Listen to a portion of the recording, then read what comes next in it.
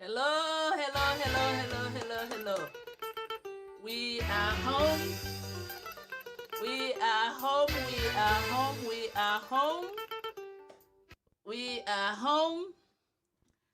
Binto Bantawa community, we are home. Everybody is welcome. Welcome once a Sunday. We are here once a Sunday. And we are glad to be back. And our guests never failed, even though we are late. I'm sorry. We have little technical difficulties, but we are up and running. Please, if you can hear us, just send us a hello. Yes, so I can see, make sure we are clear, we are up and running. Our guest is in the house. APRC is in the house. Yes. Yes. Everybody is welcome. The reason why we tell you to like the page, follow the page and like it. If you are watching from YouTube, subscribe us over there and hit the bell. In case we are delayed, you will not be wondering or you forgot. It will give you a bell to go, right? Yes. We have our guest here, our special guest, Honorable Fabakary Tombong Jatta, APRC Interim Party Leader. Yes. We are up and running. He is here. He is here. Yes. We are up and running. We appreciate everybody. Give me a hello. Yes, give me a hello. Yes, we are in Gasama. Thank you all. So we are in. Thank you. Thank you. Yes. Uncle Fabakary is here. Since we are late, we're going straight to the conversation. Thank you. Uncle. Assalamu alaikum. Honorable Fabakary Tombong Jatta, you are welcome. Hello? Hello? Let's see. He kind of froze, but we are up and running. We are up and running. If you haven't followed our page or like it, please do, because sometime we might be having delays. We might be having time change. Any issue we have, we will update you and you will know. As soon as we come live, it will give you a notification. So if you are on our YouTube, please, if you don't have Facebook, does not stop you watching our show. You can still go to YouTube and subscribe us there and ring the bell. Hit the bell, notification bell, so it will give you a notification. Mbe fo kang angale kangola walemu. Na alman page on you follow alma like. Ninga any delay and sota alta kalamta. Sometime fane kanyinale. Ni nyinata salon ko Sunday kai na so time le mi nyinata dore ba jala ko ni nata live dore be notification or delay la Facebook. Ni be Facebook, it does not mean that ni man Facebook, so it does not mean that ko ita manyana tolji be le sitano YouTube yan subscribe je. Sunday kai is our day. So Sunday munna lungaleti. Ninga any problems sotodoro, please. Yes, our guest is up. Assalamu alaikum. Wa alaikum salam wa rahmatullahi ta'ala wa barakatuh. Honorable Fabakary Tombong Jatta, you are welcome to our platform. It's Binto Bantaba Network. It's straight Gambians, young Gambians. We call ourselves grassroots. We are interested in politics. Men people like you, we would like to have a good conversation with you. That's why we are honored to have you. You are welcome. Thank you. It's a pleasure. Thank you. If you guys can hear, Honorable Jatta, let me know. Give me a shout out. Okay, Honorable Jatta, we will just go straight to the point, so we will not keep you too long. Who is Honorable Fabakary Tombong Jatta? That's a difficult question, but I always ask, and we would like to know who he is. Yeah, thank you very much, and let me thank you for inviting me to this forum, and also thank the viewers. Thank you. Yeah, Honorable Fabakary Tombong Jatta is a male, as you know, born in Albreda, Upper Nyomi District, North Bank region of the Republic of the Gambia. Right. I went to school at Albreda Primary, Amitek Senior Secondary, and at a Yundum Teacher Training College, where I spent 3 years. On graduation, specializing in mathematics, I was posted as a teacher at Bansan Junior Secondary School from 1973 to 1977, and from 1977 to 79 at Crab Island Junior Secondary School. And then in 79, I resigned to join the private sector.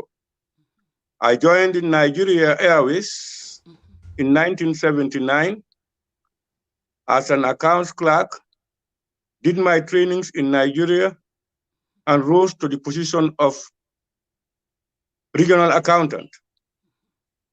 Up to 1995-6, when I joined the politics, became the regional APRC regional chairman in 96 of Kanifing municipality. January 97, became the National Assembly member for Serekunda East constituency. The same period, I was the MP for Serekunda East. I was the regional chairman of Kanifi municipality and also the desk officer for Kanifi municipality from 1997 to 2002.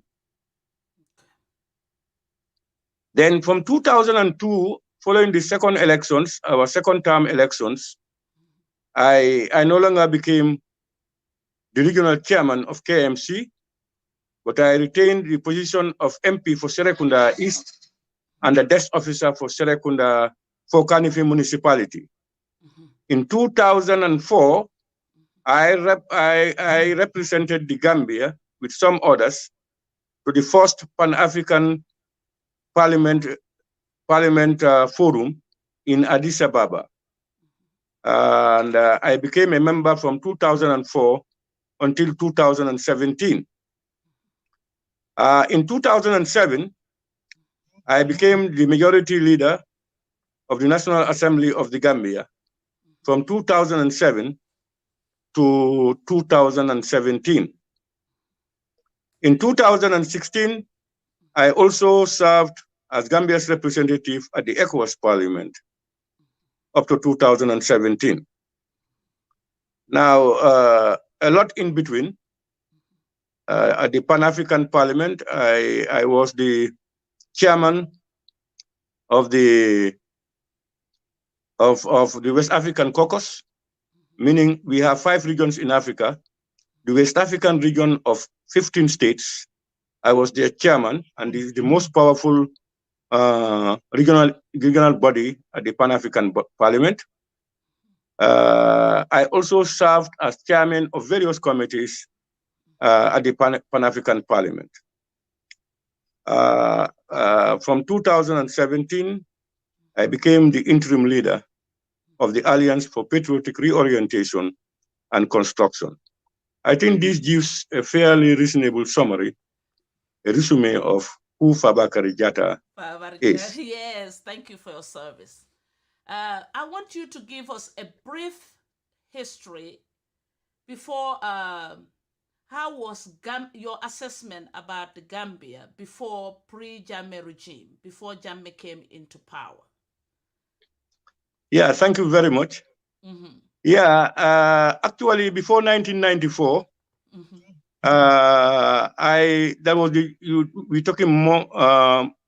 we're talking about the PPP era. Right. Let me make it clear.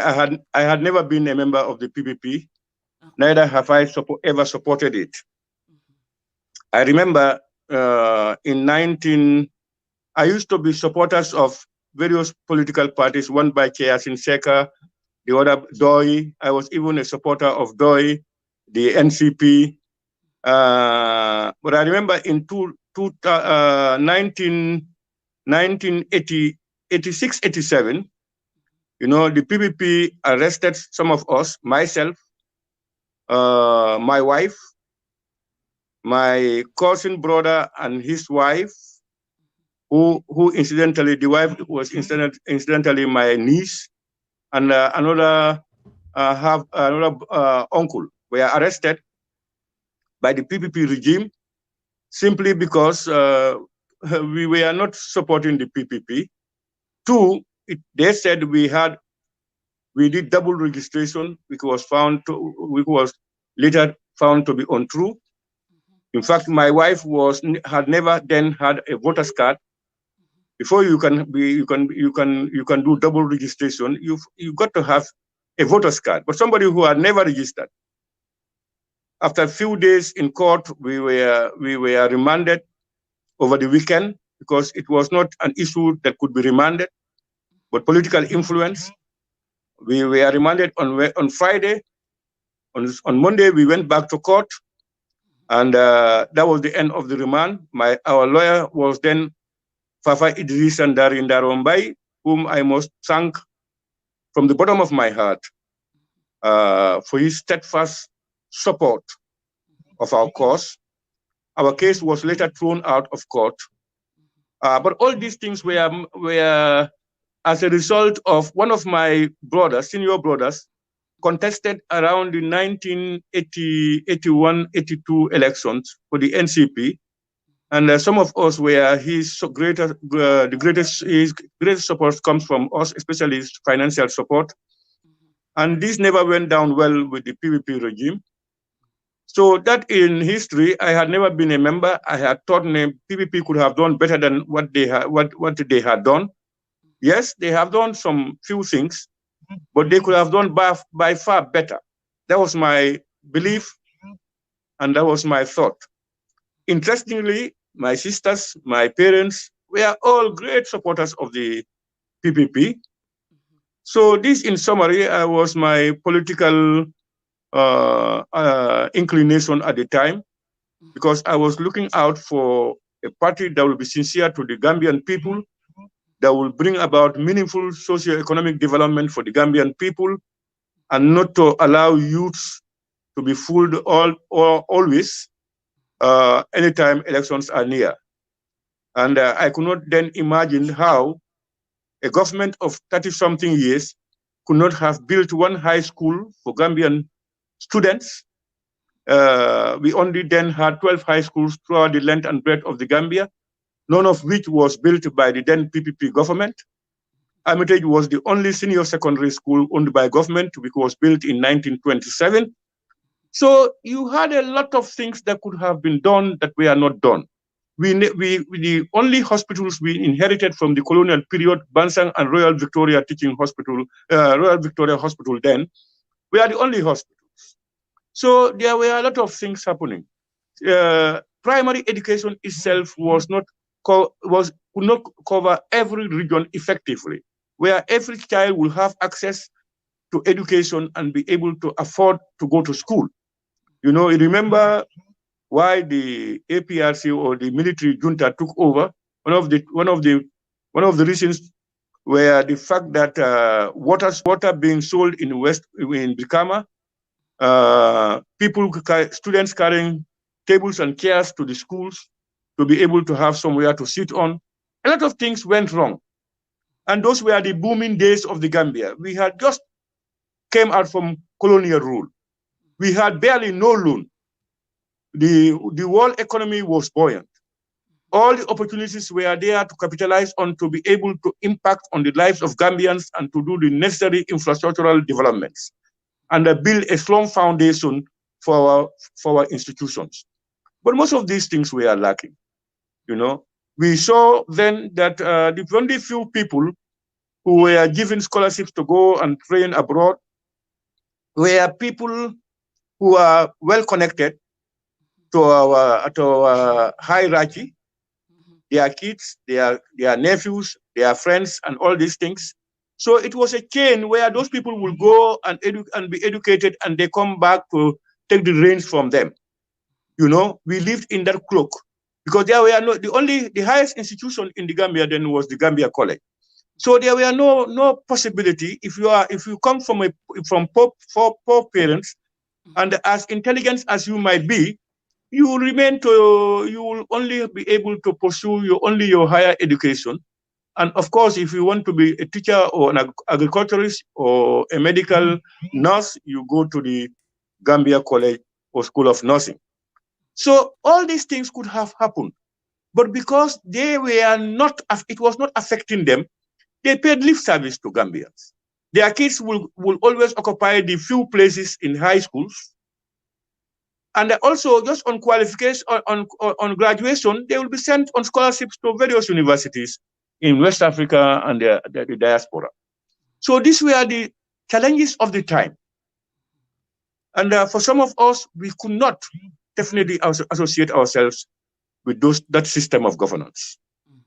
So that was it. That's why when the July 22nd revolution started, the day it took place, that was the day I joined them. And after 2 years, I was convinced that these young soldiers could impact on the livelihood of Gambians.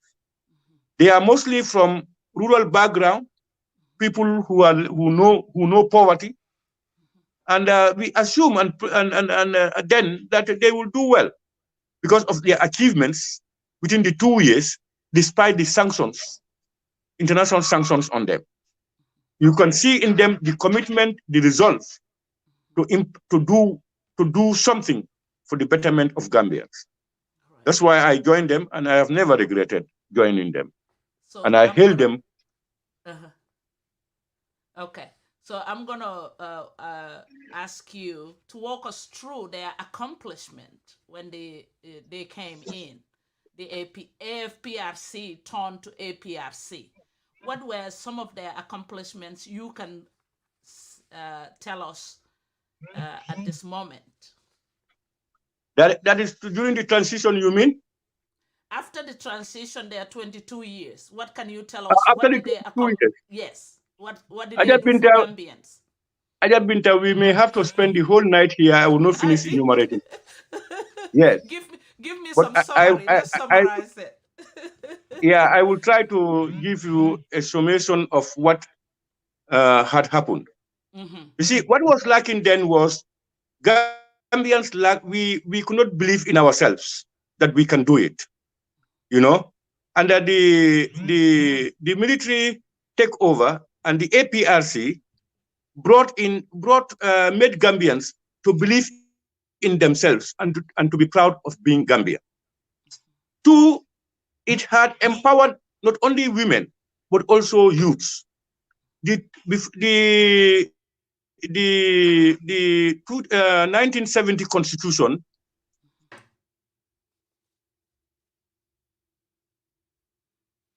Okay, y'all be patient. He's connecting from Gambia, so y'all be patient with us. We will walk him slowly. He will walk us through some things that will be very important. Okay, y'all be patient. It's Gambia. That's why we're here. We want to make some improvement. We all together can make some improvement. We have to let our government, our people, know what are we lacking. What are we lacking? What do we need? Do we have everything? So he is coming back. He will disappear. Connection might affect us, but if you want to hear real conversation, do not disappear. All right? Okay. Jatta, you are welcome back. Yeah, thank you very much. That's the new Gambia we are living in. Bear with us.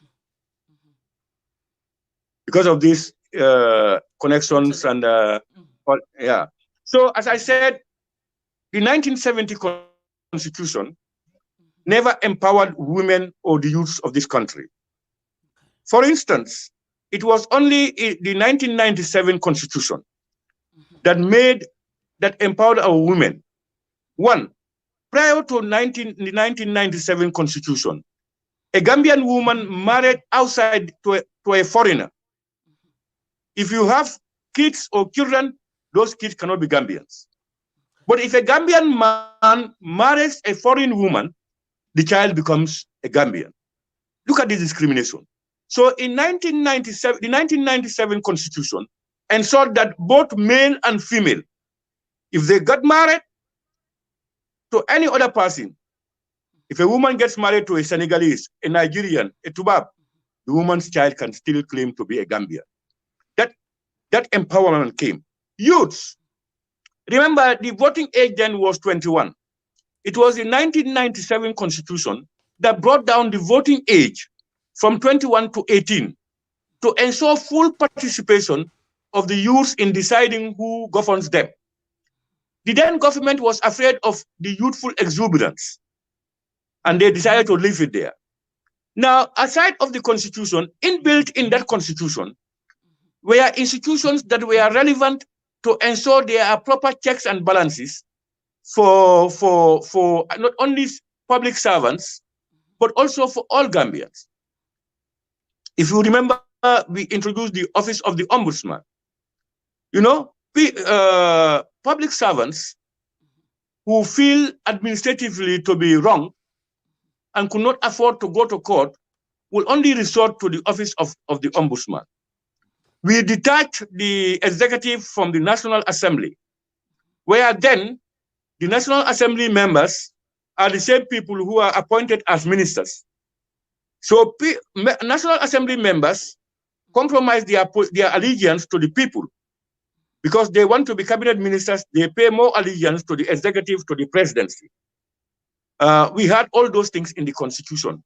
Outside the Constitution, through the transition, we had a television station in the Gambia. Can you imagine, for 30-something years after independence, few countries that could not have television, a national television. It was not because they could not do it, but television is a powerful instrument to inform and educate people. You know, so to leave us in darkness was why they could not do it. It's the APRC that brought in the television. Now, we go to education. If you look at education itself, the PPP government, as I told you, never built one high school. We had only 12.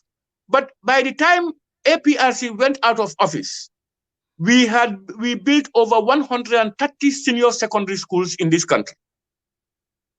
Earlier on, KMC and Banjul had only 6 senior secondary schools. West Coast region had 3. North Bank region had none. LRR had 1, CRR 1, and the URR 1. These were the only senior secondary schools in the Gambia. Can you imagine that? Today we have over 130-something senior secondary schools. We never stopped there. We made sure we provided free education and accessibility to all Gambians, and free education from primary to senior secondary school, and pledged to have free university education come January 2018. Now you go to the health sector.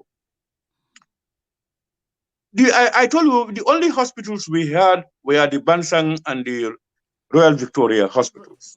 Mm-hmm. But then the APRC ensured that we need hospitals, and therefore a hospital was built. Hospitals were built in North Bank, Farafenye. We have the Serekunda Hospital.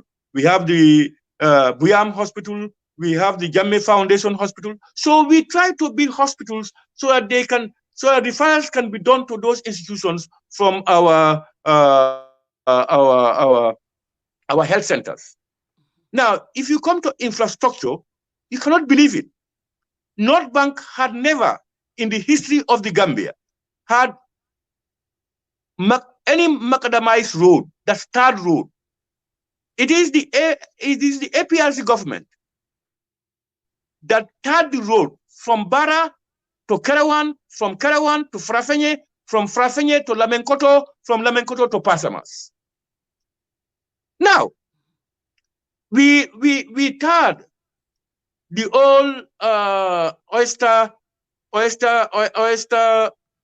shells roads, and oyster shells roads. We start from Mandina Bag up to Basse, from Basse up to Willingara. Now, if you come to the Combo coastal roads, we call the Combo coastal roads. Why today people in Combo South, especially, and of course part of Combo North, the area is blooming, is because of the road networks and the availability of electricity and water. You don't have remote places if these three basic ingredients are present: roads, water, and electricity. And then you come out with schools, hospitals, and markets. Now the Combo Coastal Road is unbelievable. From Serekunda on the coastal road to Katong, from Sanyang to Brikama, from Sukuta to Jambanjeli. You go out from Gunjur to Brikama. You have the ring road from Brikama going to Daslame, going by the other way, coming down. All those roads were done by the APRC. The other thing is the electrification, electricity. Remember, at the time when we came to power, since in around 1975, when the power station in Halfdai exploded, electricity was the greatest challenge of this country. It was limited to Banjul, few parts of Serekunda, and dots in some of our 102 regional capitals. That was a lot of electricity. But it was us that expanded electricity to every corner of the Gambia. Remember, why we at the time when we came, there was an exodus into the greater Banjul area. You observe that from Serekunda going to Gunjur to Brikama, all that space area is almost all occupied. They are all compounds. Electricity went to most of these people. So there was a great demand on electricity. But with all that, we were able to provide most of it. We also introduced the rural electrification, phase 1 and phase 2. For the first time in the history of the Gambia, that our rural people are began to benefit from electricity. And remember, electricity also prevents rural-urban drift. Because if people have electricity, they can use their fridges, the weldermen or other trades can do their jobs and stay in their villages. We introduced electricity to all corners. Some of the villages that have electricity, if their grandparents were to come out of the grave today, they will not recognize their villages. Now, even this phase 2 of the rural electrification, which incidentally affected my own home village of Albreda, the second phase, is all worked and done by the APRC government. Let's get that clear. Nobody will challenge that. Okay. The second phase of rural electrification that the current government is so proudly moving, saying they're doing it, was done by the Alliance for Patriotic Reorientation and Construction under the leadership of Babili Mansa. We must get those few things clear. So we got even this OIC, the project ongoing now. In Serekunda here, within the Kanifi municipality and surroundings, there are a lot of infrastructural development, especially road networks. This where it is the baby of the APRC. We negotiated it. We did the agreement. We identified the site for the OIC to be held here some 2 years or so ago. And interestingly, when they go to do or open these things, no mention of APRC. The other thing I want to indulge in is the Trans-Gambia Bridge. Okay. Now it is, yes, it's President Barrow who went to open it, but he knows very little or nothing about how that bridge came about unless he reads from the files. But at the opening ceremony, not even no mention of APRC or Babili Mansa. The Sukuta Jambanjeri Road, that masterpiece, is a project of the APRC, done by the APRC. Yet when they go to open these things, no mention of the APRC. Now we go to the ferries. Remember the ferry we had, the new ferry we had, that name they had changed. I mean, that was bought by us, by the APRC. But still, they go to introduce it as their own. Now you go into the agricultural sector. You know, the Vision 2016, if you remember, and of course, eat what you grow and grow what you eat. We have witnessed how the president himself serves as an example of inducing people to go back to the land. He himself is one of the biggest farmers in this country, we all see. He will spare nothing to help Gambian farmers who are willing to work. The Jahali Pachari, he gave them tractors. He distributed tractors to various communities in the Gambia, to youth groups, women groups, individuals, to encourage them into farming. And the proceeds of those things goes back to them. It does not come to President Jammeh. But we saw when this coalition government came, what did they do? They went around to confiscate all those tractors from farmers, youth groups, and women groups. We witnessed it here. What did they do? They packed them at police stations and at the places of our chief. Now they decided there was a time they wanted to sell this to one person at throwaway prices. There was an outcry. And then they packed those things and they sold it out. Who knows to whom and where? Now, the same government is coming back to introduce, to give to farmers ox carts with the farming equipments on them. How can you be proud of that? You see tractors from farmers, you are giving them ox farms. Now, let me give you a history. Even these equipments that they got from GTTI, it was President Jammeh and the APRC who paid GTTI to manufacture these things, in addition to the tractors, to give it to middle-class farmers.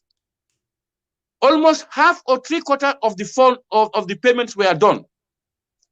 Just before its completion, we went out of office. When they came to understand that this project was there, then they came. That was the first phase when Omar Amadou Diallo and others came to GTTI to pick about 700 of those people to go and give to their people in the provinces. No mention of Babili Mansa, no mention of APRC. They know not what happened for those things to be acquired. So as I said to you, if you go to the university education, now when the university came up, I'm telling you this, the statistics will be there. At the time, university education was the cheapest almost in the world. You had $16,000 to go and do your course in the University of the Gambia. And those there then, almost 90 to 95% were on scholarship. And the students will mostly come from poor backgrounds. They were identified on merit. They were purely identified on merit. No regional bias, no political affiliation, nothing, based on merit. And most of them were on scholarships. We introduced that in the Gambia. Today, university education is a nightmare. Even college education, then we used to pay students stipend. Now you pay $12,000 to $16,000 to go and do your teacher's certificate at the Gambia College. So Binta, I can talk and talk, even parliament, even where the institution I belong to. You can see when people say we are not democratic. We had lived in the old parliament, which I understand was a cafe center for the British colonial masters. we built a multi-million-dollar ultra-modern structure befitting the institution of parliament. If somebody who does not believe in parliamentary democracy, would you waste your money into those institutions? So, in summary, we can go on and on and on and on and on. But Gambia, this country, the Gambia, the emblem of APRC is written in indelible ink. That history cannot be erased. Say it, keep quiet, it will be there. And future generations will assess us on our merits. We have now gone into 4 years of coalition Barrow government. The coalition has shattered, and President Barrow is there with a few people. They have left the Gambia into a mess with all the promises made to Gambian people at the dawn of their coming to power. Hardly anything had been fulfilled. What we witnessed is massive corruption, the mortgage of our sovereignty to our neighbors, Senegal, insecurity in the Gambia, a contraction of our economy. Traders don't know what to do next. People cannot afford to feed their families. Educating your child is a nightmare. Where we left it, they cannot even maintain it at that. It is going down the drain. Access to health, no medicines. No medicines. Nothing whatsoever. Thank you. You can name them. So where are we now? So for us, we are absolved. We are proven true. And most Gambians either have now seen the truth or are beginning to realize that they have been fooled by the coalition government, more so the current Barrow government. Thank you. Thank you for highlighting some of his APRC accomplishment. But in your own honest opinion, what also went wrong? The killings and the severe human rights violation. That's your own opinion. Why do you think these killings and human rights violations happen with all this they've done for the Gambian people? Yeah, thank you very much for that very important question. You see, human rights violations exist everywhere in the world. Let me say this. It exists everywhere. It should not be the interest of any government or any leader to violate the rights of your people. Because the power you have is power that's delegated to you by the people. Power is restored in the populace, in the people. We must realize that. Yes, I agree. There were some periodic violations of people's rights that happened during our time, unfortunately. What I attribute to this, you see, that's why when we came as an opposition, learning from the past, we became an opposition with a difference. You see, opposition parties, if not careful, will force governments or leaders into acting to protect the interests of the other very masses who supported them if they are not going by the dictates. Now, here we are. We are an opposition, for instance. We don't insult the present Barrow government. If we are called to functions, we go to attend. We accept that President Barrow is our leader, and that we would help and hail anything progressive he has done, and that we will not try to come out in a way that would destabilize the country. We had more causes than ever before, that all the previous governments, that we should be able to come out and do those things. But this is our country. It is important that oppositions and government engage in the welfare, in trying to move the country forward. Now, what happened then? Our difference here is some of those atrocities or human rights violations. We are not saying that some of them have not happened. No, we are not saying that. All what we are saying is, if you say it had happened during our time, agree. But to pinpoint without proof, so far without proof, to identify, for instance, the then leader, former President Yahya Jammeh, as the one who did those things without evidence, is just like us saying that all the violations that happened in the Gambia, the killing of Haruna Jatta, the shooting of Kujabi, the other deaths that happened here and there, we can easily say it's President Barrow because it happened during his time. So what we are saying is, we as a party made mistakes, agree, just like any other party would make mistakes. The best out of it is, we should be able to reflect on what had happened, and then try to bring about a change, to put in instruments that would ensure a non-occurrence of some of the mistakes that had been made. It's not for people to be witch hunting, as is done mostly in Africa. And that is, when governments come in, you go out, you go and witch hunt. This is what they have done. Most ex-presidents are either exiled, imprisoned, or killed. Africa must try to draw a line. The present Barrow government had done a lot of things wrong. In thousands, they have even mortgaged our sovereignty. Our oil is allegedly being tampered with. Security defects in the Gambia. Senegalese are here in their numbers on an agreement between government and this thing that's not sanctioned by the people of the Gambia. So what we are saying is, all of us, political parties, political party leaders, must see the Gambia first.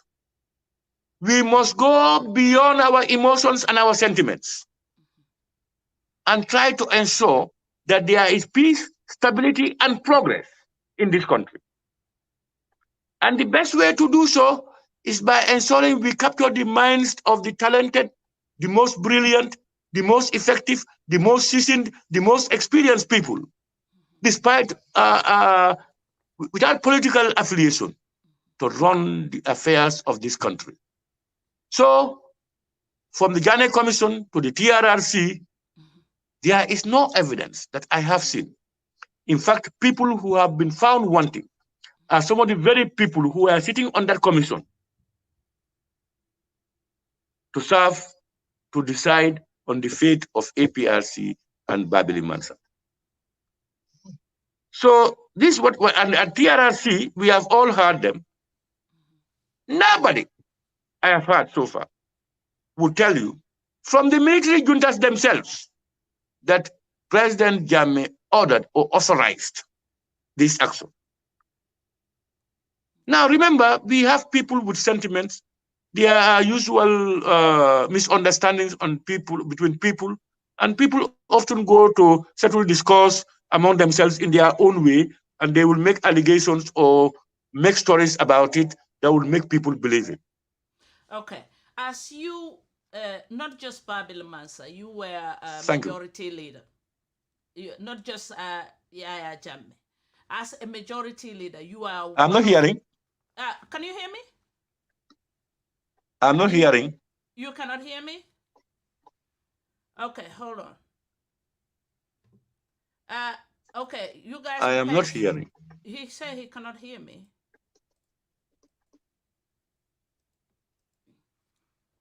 Uncle, can you hear me? I'm not hearing. Oh, okay. Can I talk to your helper over there? Can I talk? You guys be patient. Can you hear me? Okay. I'm not hearing you well. Okay, hold on. Because you had a call. Can you now hear me? Yeah, but it's low. It's very low. Yeah, I hardly can hear. Let me use the Log uh, back. Tell them to log back in again for you, because my pardon? side is. Can they log back in for you? Tell them to To add log the back. volume. Do look at the volume. Yeah, if Look you at, have can. you reduced the The volume or volume added it? is fine. Dude, maybe you No, have I to hope you log have back not in. reduced it. Yes, you guys be patient with me. We will get this fixed and we'll be up and running again.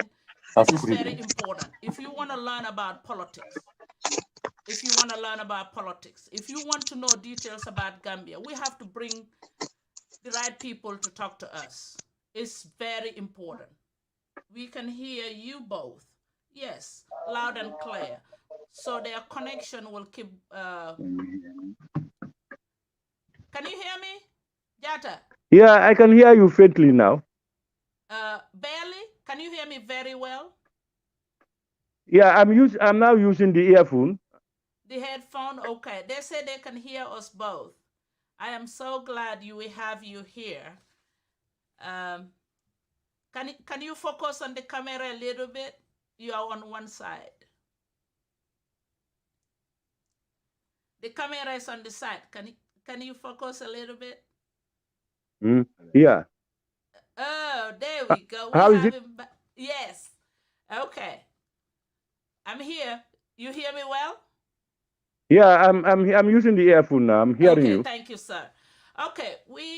I'm hearing. I was asking you.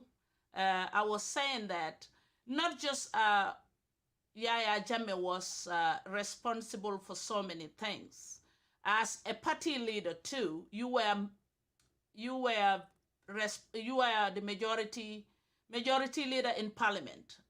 Have you or any other leaders in the APRC sit Jammeh down and talk to him about all these atrocities that were happening during his time? Did anybody spoke with him? Yeah, most of these atrocities are just known to us. Okay. Most of these atrocities are just known to us. Okay. We had some challenges. We had some challenges that we do discuss Mm-hmm.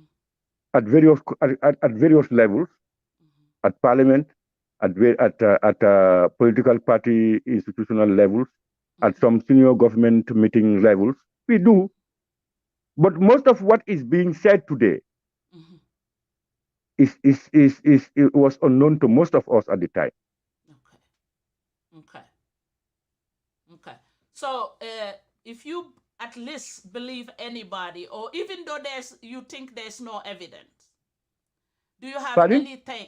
I say, even though you heard the TRRC, Yeah, even though you heard the TRRC, you yeah, you you think that some of them were not true. yeah. I'm not saying that they may not be true. I am Uh-huh. saying that there are no proof to attack those atrocities to former President Yahya Jammeh. Okay, This is what I'm thank you. saying. Okay. So, do you have any word for the victims? If you Yeah, I have said it severally. I Mm-hmm. have said it several times. Mm-hmm. You see, it is very unfortunate Mm-hmm. that we had all what was being said at the TRRC or what is being said in the Gambia had happened. None of us would have loved it to happen to us, our families, our friends, and our well-wishers. And no government should want to see those things happen to its citizens. It's highly regrettable. That's why we said it is fine to investigate and look into what had happened during our time, but it must be done with honesty, sincerity, so that we come to know what happened and why it happened. And from there, we will be able to give reparation to people and then reconcile the people. That should be the purpose. But you see, at the onset, since the onset, we believe that that honesty was not there to find out the truth. It was constituted to ensure that whatever happens there should be out to stigmatize former President Gambia. That's our belief. Otherwise, we have a lot of credible Gambians who are beyond rebuke. They are credible. They have the capacity, the experience to do some of these things. But we gave our back to all those things. Remember what we used to outcry. If you can bring a coupist in December 30th, 2014 coupist who came here and fled to America. And in America, he was prosecuted and jailed. When this government came to power, that man came back here and given a red carpet welcome. A coupist, somebody who had attempted to illegally put down an elected government, given a red carpet welcome in this country. Not there, he never stopped there, and appointed to the TRRC to come and now decide on the fate of Babili Mansa and the APRC. Somebody who used guns. He failed. Now you are giving him the pen, the power of the pen, to now come and do it. We don't believe those things can be credible. As if there are no other qualified Gambians to do that job. At least to ensure that people would at least believe the outcome of the TRRC. These things happened here. Even the TRRC vice chairman went to the diaspora and alleged that the problem to reconciliation in this country is the Jolas and the Foninkas.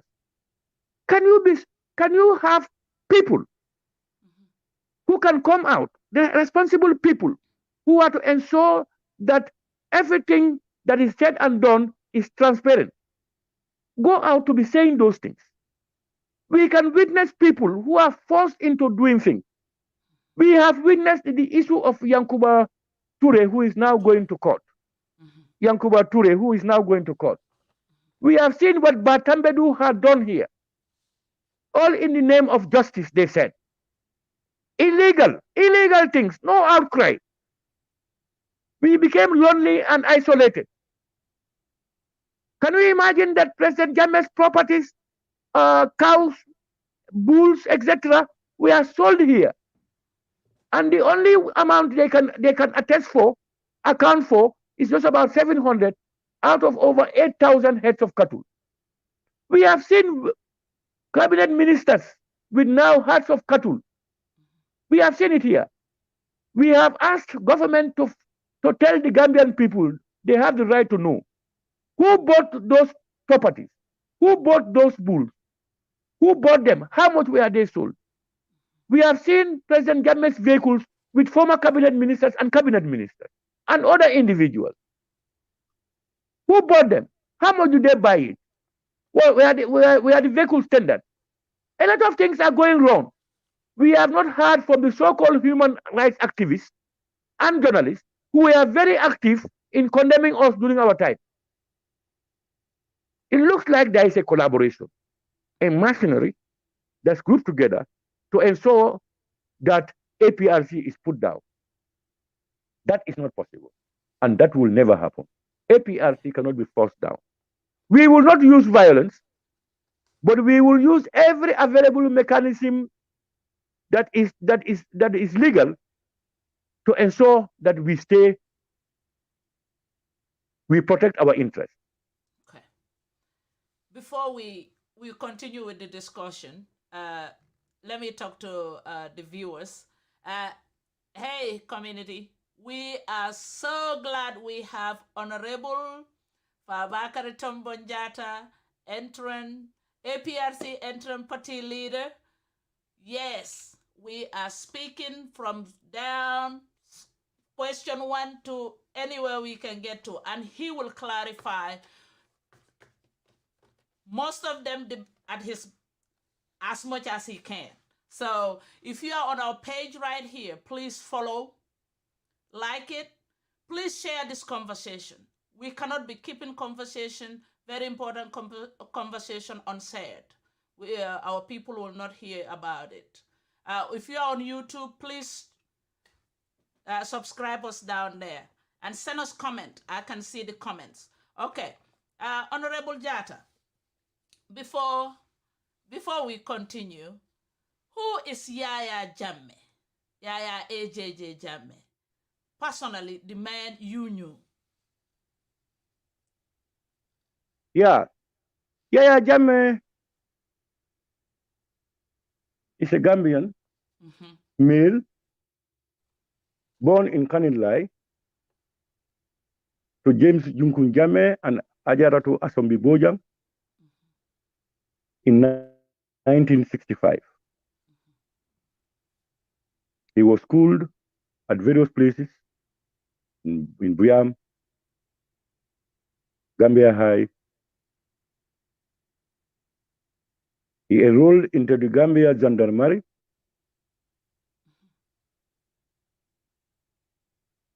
because later dissolved, and he came into the army. He trained at various training institutions, including the United States, and rose to the position of captain. But those who know him well know that since his childhood days, I can say this, Yaya Jammeh, in fact, was a classmate of my wife at Buyam. Commonly called Kanilai, he always had the desire to fight against elitism, self-aggrandizement, and the need to service the poor and the needy, especially the rural people. And that the cake, everybody should have something from the they led their lives to take up the reins of power. What I know personally about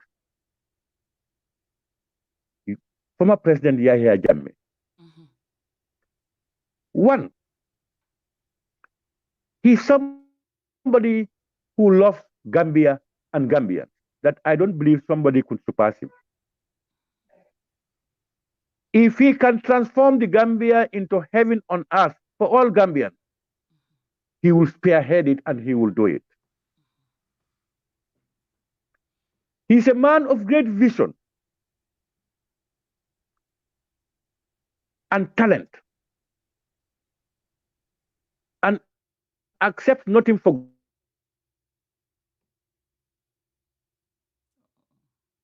paper. You have to prove that it's right. He has the energy to deliver, to ensure that the poor are moved out of poverty. He has a big problem to reconcile himself with what had happened in Africa during the colonial period, from the slave trade to the dawn of our independence.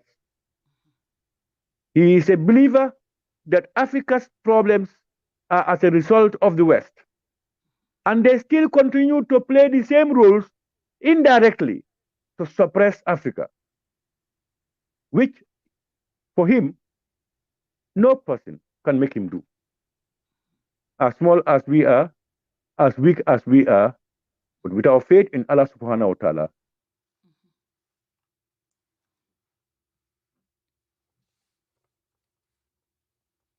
Okay. Are you hearing me? Yeah, okay. Are you hearing me? You kind of paused, Yeah. but you back. Yeah, okay. Okay. Go ahead. He had made it clear that some of the most progressive African leaders were equally labeled as either dictators, whatever names they will give them by the West. If you fight for the cause of your people, for the cause of Africa, you are a dictator. So long as you don't dance to the tune of the West. But kill your people. Do whatever you want with them. but dance to the tune of the West, you are a Democrat. This we cannot tolerate. Africa should be a unified continent. But interestingly, the bread basket of the West is in Africa. They will never allow Africa to be united, African leaders to be united. So this is Yahya Jammeh, and he has deep faith in Allah subhanahu wa ta'ala. He is very pious, and he has the faith that I know of him.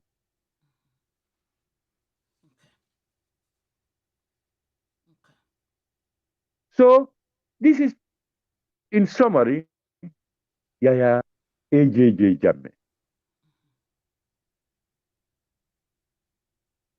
Are you satisfied? Yes.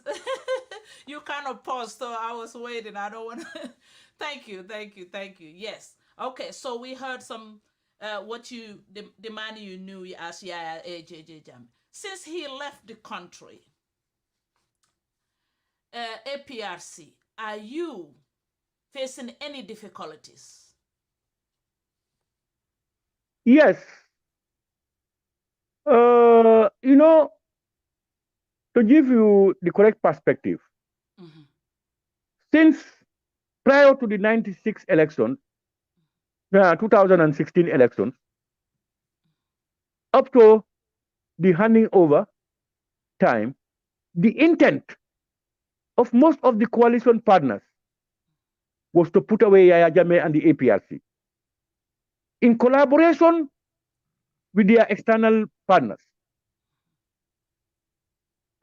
No way out. Everything must be done to get us out and to put away APRC. So when President Jammeh left this country, imagine it, you were here, you've heard it. There was a complete propaganda machinery put in place, radio, television, and newspapers. Any other form, WhatsApp groups, anything you can imagine. Trying to portray APRC and Jammeh as devils in this country, who had only brought in misery in this country, who had only travested justice and also killed the people. Round the clock. What did they do? They first of all sent us out from our office.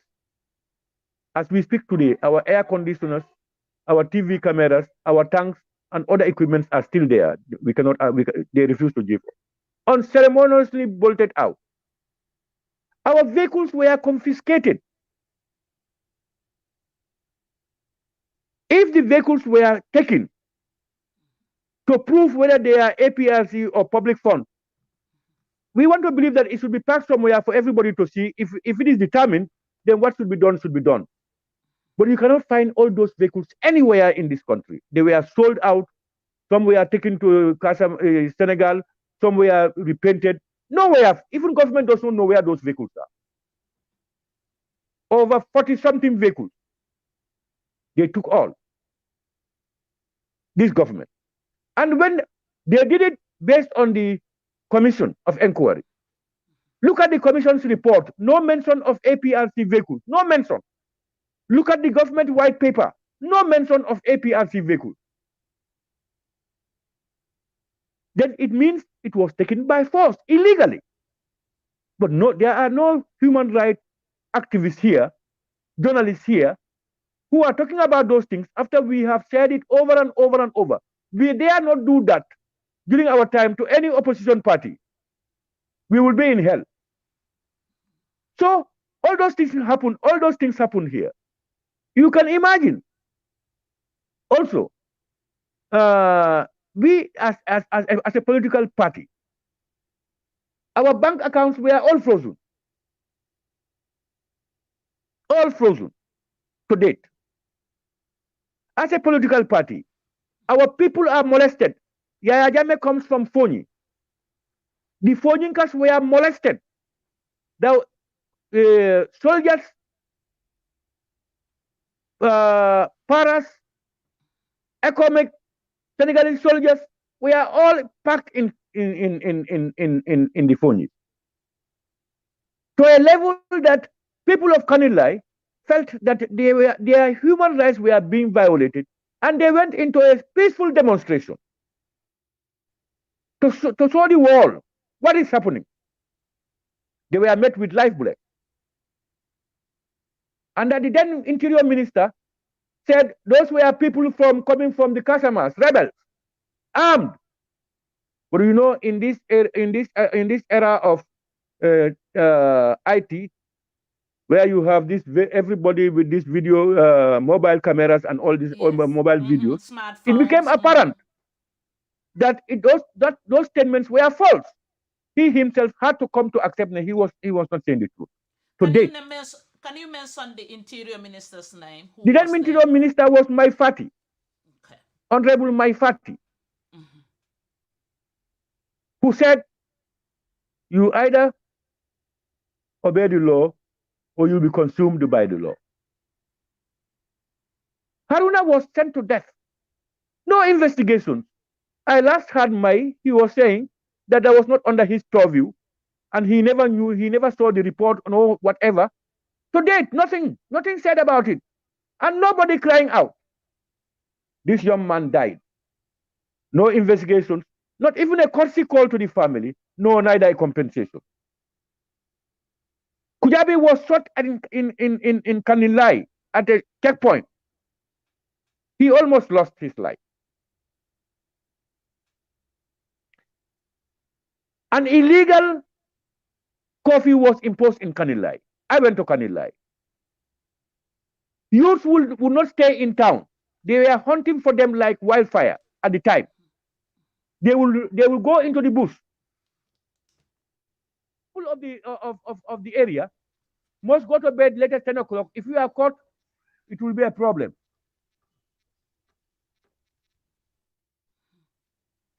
And I reported this. I asked the Interior Ministry where there is a curfew in and around the vicinity of Fonyi Kansala. He said no. I said, but there are illegal curfews being imposed on them. People are arrested at night if they meet you. We have seen the issue when they just took over after the independence celebration of 2017. When those who came from the provinces were going back at the Kanilai Junction at Kamfenda, they stopped at the police checkpoint, the security checkpoint. Now, when they saw those young people selling and doing that, they made remarks against them. Those people returned the remarks. They came down their buses and attacked these people. There was a fracas. What did the police do? They came in, put all those people in their buses and asked them to go. They went to town and arrested over 50-something people, elderly people, school people, pregnant women, school children were arrested. I want to believe that if you are talking about a new Gambia and democracy and rule of law, if there is a fracas, take all the parties to the police, ascertain the facts, and if you want to charge, you charge whoever you want to charge. But no, all those happened here. So you can see what we underwent.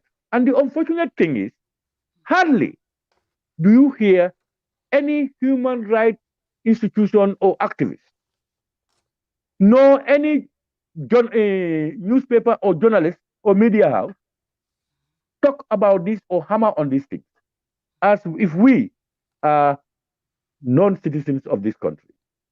We went on tour, if you remember. We were attacked in President Barrow's hometown. Our last vehicle.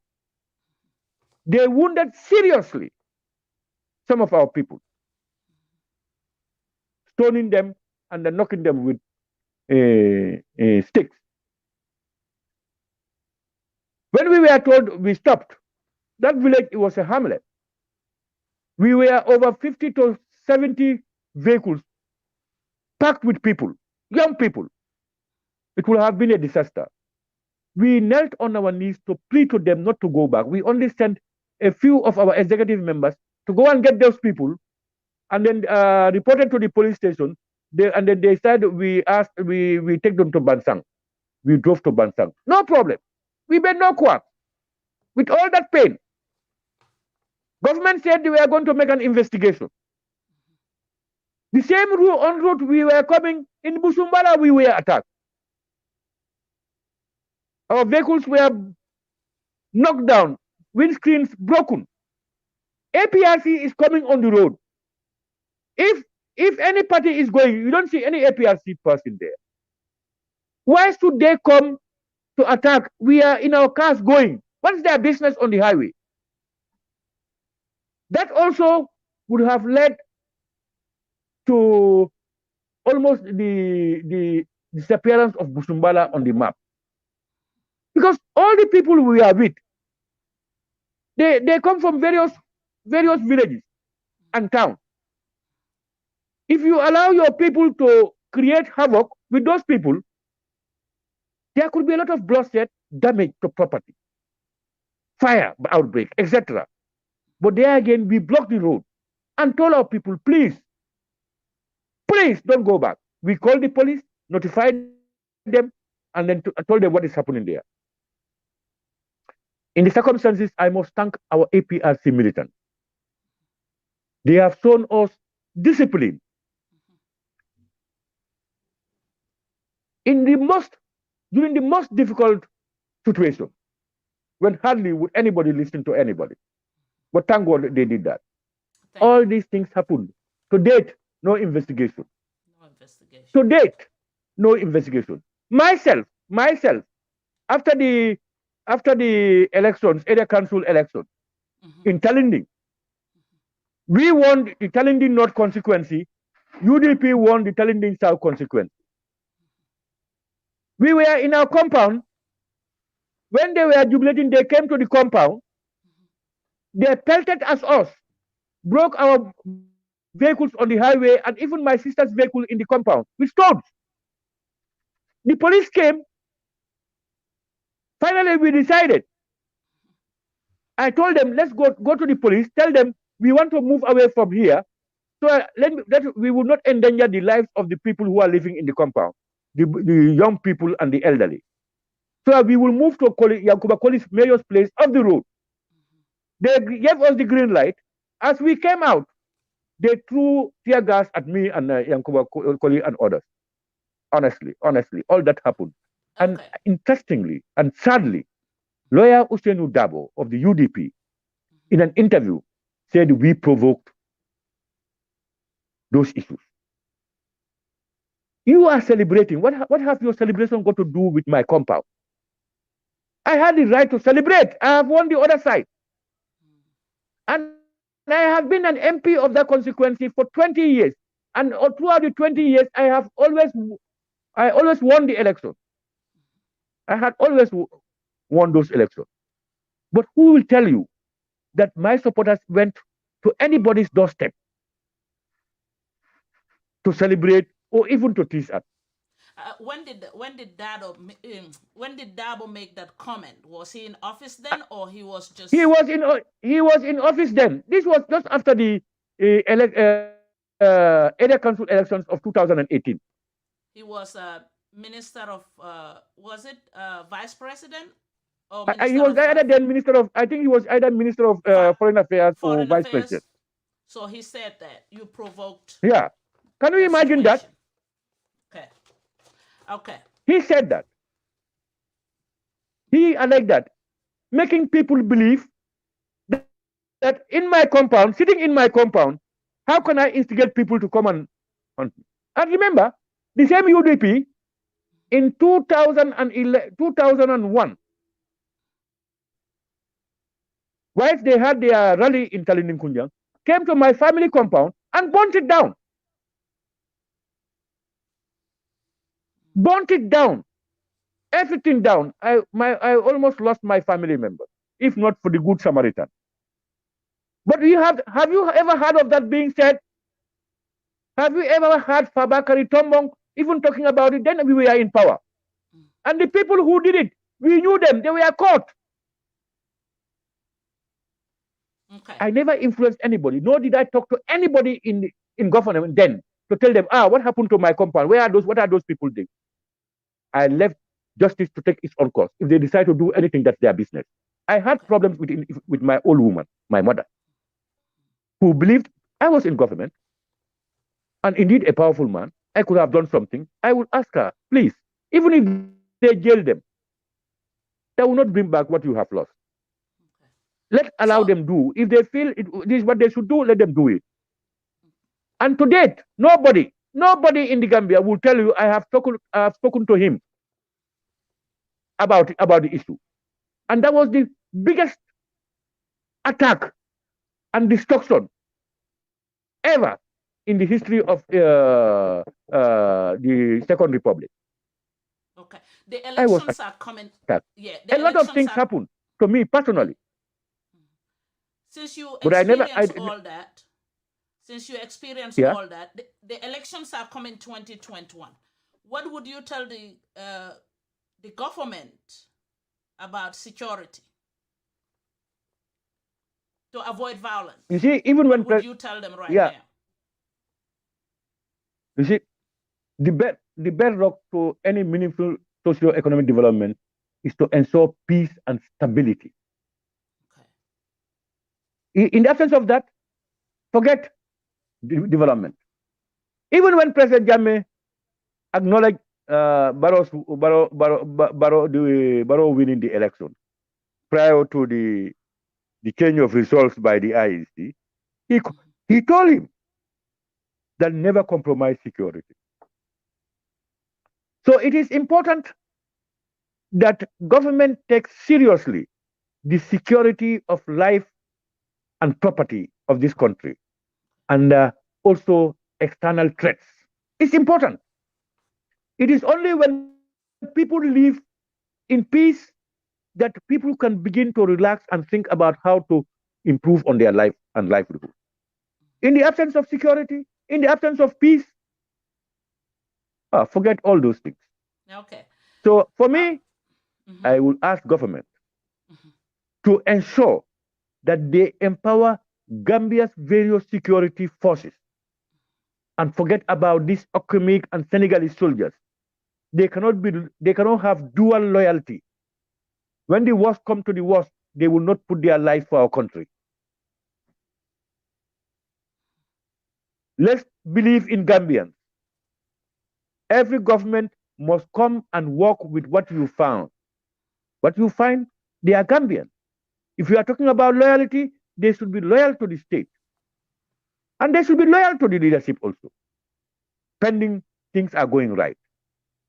So we cannot say you try to put aside our securities because of disloyalty or you don't trust them. Who are you? Who are you not to trust thousands of people and yet you want people to trust you as an individual? In the absence of empowering our security, giving them the motivation, the necessary equipment, the necessary training, and the necessary powers, we will live this nightmare for a long time. So for me, security should not be compromised. As we speak today, it is difficult to go around this country at night. It is most difficult. There is armed robbery everywhere. People in the provinces are losing their herds of cattle. Their shops are broken into. Some of them killed. Women can no longer wear their necklaces and go out. There are certain areas you cannot move in there. This were not happening. Government owes the people to ensure that they are protected. And everything must be done to ensure security, that people are protected. People and their properties are protected. That is fundamental. In the absence of that, the government should give way. Okay. Thank you. Thank you for that advice to them. Security is very important. Let me talk to Facebook. If you come in late, we are here with Honorable Fabakary Tombong Jatta, APRC. Please, our motto is discipline. Our legacy, we will not allow ourselves, our grandchildren to come up and say, well, Binto Bantaba Network used to function, but they are full of insults.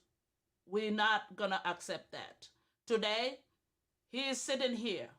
Maybe your opinion and his opinion is different. Tomorrow, your leader might be sitting here, and somebody's else opinion will be different. So we demand that respect. Maintain that respect, please. That's why we're here. This platform is for education. It's not for a debate. It's not for disrespecting people. So I love y'all. We're going back to Honorable Jatta. Honorable Jatta, some time ago we saw APRC had a very, I'm sorry. We saw APRC came out protesting, demanding for Jammeh's return. Was there any documentation between the government and Jammeh, and who signed it? And who told Jammeh he cannot come back? Yeah, thank you very much for that question. And let me say, Binta, there are some people you cannot prevent them from insulting people. Cannot. That's sad. That's their lifestyle. But any matured human being who is human, that we call human, would never, under any circumstances, insult people. So for some of us, we are not worried. Let them insult. They will only increase their sins. Yes.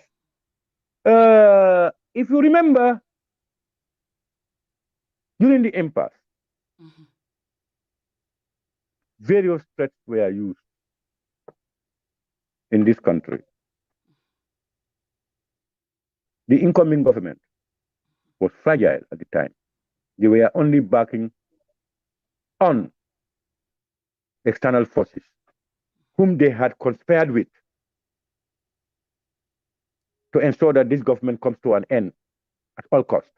But it was simple, very simple. Elections were held, IEC announced the results. There was a difference of 50 or so thousand votes between the APRC and the coalition. President Jammeh, despite all what people said, he said the Gambian people's views must be respected, acknowledged, and called President Barrow. And I can tell you, honestly, I can swear to the Holy Quran that if not President Jammeh, that would never have happened. Most people were opposed to it. But he said, no, the people have said it. He's going to be a farmer.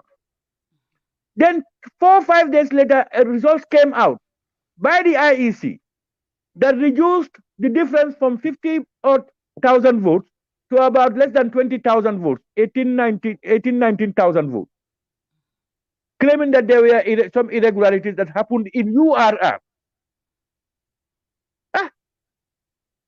Who held his neck to force him to say the results? Election results must be confirmed thoroughly beyond all doubt before you broadcast it, because it is sensitive. Never in the history of the world. Then President Jammeh and APRC had the right to say, oh, those errors could have happened elsewhere. We have that. Nobody talks about that. That the change of mind was as a result of the change of the result sheet by the IEC. Nobody talks about that. And the law says anybody, any of them, can rightly and legally put it before the Supreme Court for determination. I'm just giving you the premise for the whole thing. Yes. Now, the Supreme Court is constituted of the Chief Justice and 4 other lawyers. 3 of those lawyers were in Nigeria. 1 was in Sierra Leone, and the Chief Justice was in the Gambia. They are all foreign. Now, my dear, what prevents Buhari of Nigeria and the Sierra Leone from trying to get those people to come and make a determination? They have more influence on those lawyers and judges than the Gambia will have over them. They are their citizens. But those people, for them to come a determination based on what is available, could not be done because, according to them, they were busy on other things. They were frustrating. They don't want them to come because they knew what they had done. So what did they do? They said, in absence of that, ECOWAS, in collaboration with these things, will force you out. Is it not easier to bring 4 people from Nigeria and Sierra Leone to the Gambia than putting up arms from across West Africa and outside with all the inherent costs and the possible damages? That in itself indicates that these people are planned this earlier. Come rain, come storm, you must go out. And the president insisted.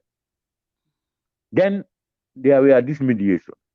Because around the world, some people also began to realize that what they heard at the onset was not true. There was a conspiracy at the UN Security Council by our own diplomats, with the Senegalese diplomats, even before, just after the election, and even before the elections, it was planned. So, some of his good people also came in the name of peace and to protect, not to allow Gambian lives to be lost. When there is war or instability, the last people to be affected will be the president or the head of state. Anyway, the last people, only civilians will be massacred to death.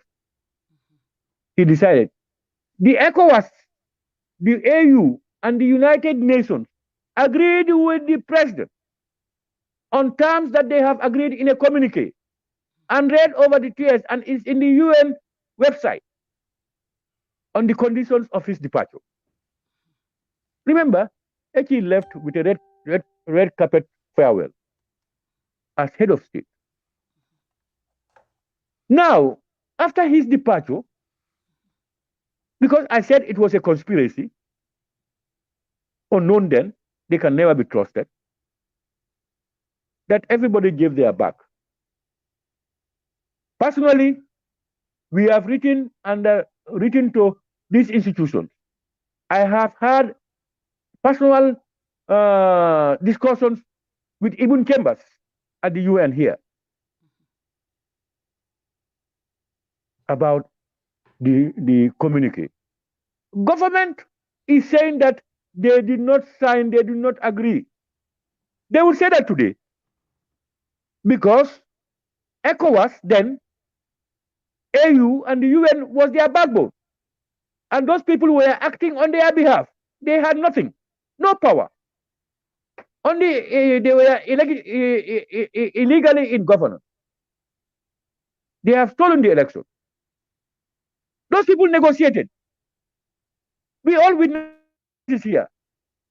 Now they can say, "Oh, we are the one who signed." I wish they were going to say that when the thing was happening.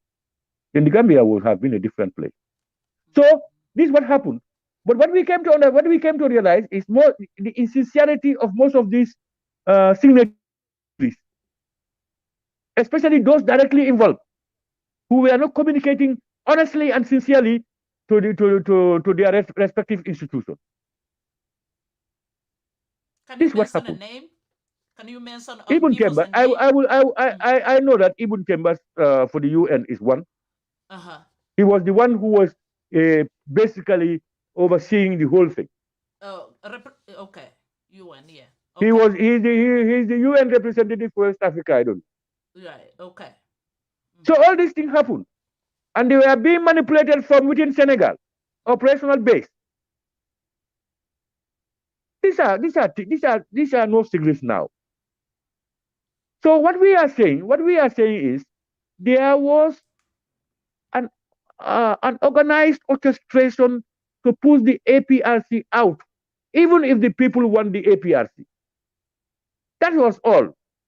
In summary, we posed a threat not to Gambians, but to people who have ulterior motives or desires in the Gambia. And we became a thorn in their flesh. That was the main reason. The promises they made to them, to the Gambian people, free visa, every day, or every week, Gambians are now being deported into this country. They agree to it. They agree to it. Where are the monies that we are giving to them? Where are the monies? We were under sanction for nearly 20 years. Sanctions. The resident representative of the EU told me when he came to meet me that before APRC, EU would pledge not more than 10 million euros. And out of that, they will give only a few because of our system of government, according to him. But because we are not dancing to their tune, that was the reason. He said, this government, over 300 and I don't know, 40 or 50 million. This is what he told me. And I said to him, wow, where is that money? All that money. He said, not everything goes to government. Some go to NGOs for other these things. I said, but it's all for Gambians. Even if you give it to individuals, it will impact on the life of Gambians. Then it doesn't mean that what people are saying is true, that most of these funds come in and then it's squandered and all of you get your shares and you go away. Nobody says anything. This is where we are. Nothing is running in this country. Nothing is happening. President Barrow is in a nightmare. President Barrow is made to believe things that are not true, not realistic. Gambians, we are in a soup. As I enumerated, everything is wrong. People who cannot access education is at standstill. Everything is at standstill. Whatever your advisors or your executives are telling you is not correct. Gambians deserve more than what we have. We wish they could have even maintained what we had left behind. But 2021 will be the determinant factor, whether Gambians will want to continue under this condition or they will opt for a better one that they have known. Okay. Even though Batambidu, former Minister of Justice, is not there anymore, but I think that his work will continue. He said to the Gambian people, any day Jammeh step his foot in that country, he will be arrested and he will face justice. What do you say to that? Since he's not there, but his work will continue. But Batambedu, I said it. That. No, Gambians don't believe in it. Gambians do not believe Batambedu. He has discredited himself too much. He's the greatest criminal in our lifetime in this country. And he said that contrary to what his president said in Sibanor. President said, yeah, Jammeh has the right to come back. He said, no, he cannot come back. Who is saying the truth? He will be arrested. Now, let me make a few things clear. First, okay. Nobody, no law, and no person can prevent a citizen of a country from coming back to that country. All what government can do is to say, if you come, we will arrest or do that and prosecute you or take you to court. But you cannot prevent the person from coming back to his country. No law can do that. No person can do that. One. Two, Batambedu has proven himself to be a serial misinformer and liar, and is not credible. It has been proven during his time. Remember the NIA 9 case, Yankuba Baji case? He collaborated and appointed his own senior brother in that legal team. When in fact, his institution, the Attorney General's chambers, could prosecute those people. You hired private people, paid them millions and millions of our public funds.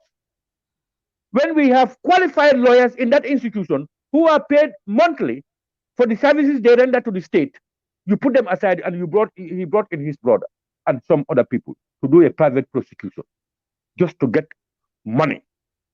And interestingly, Yankuba's wife was able to record him. And that recordings became viral. A disgrace to Batambedu and his brother.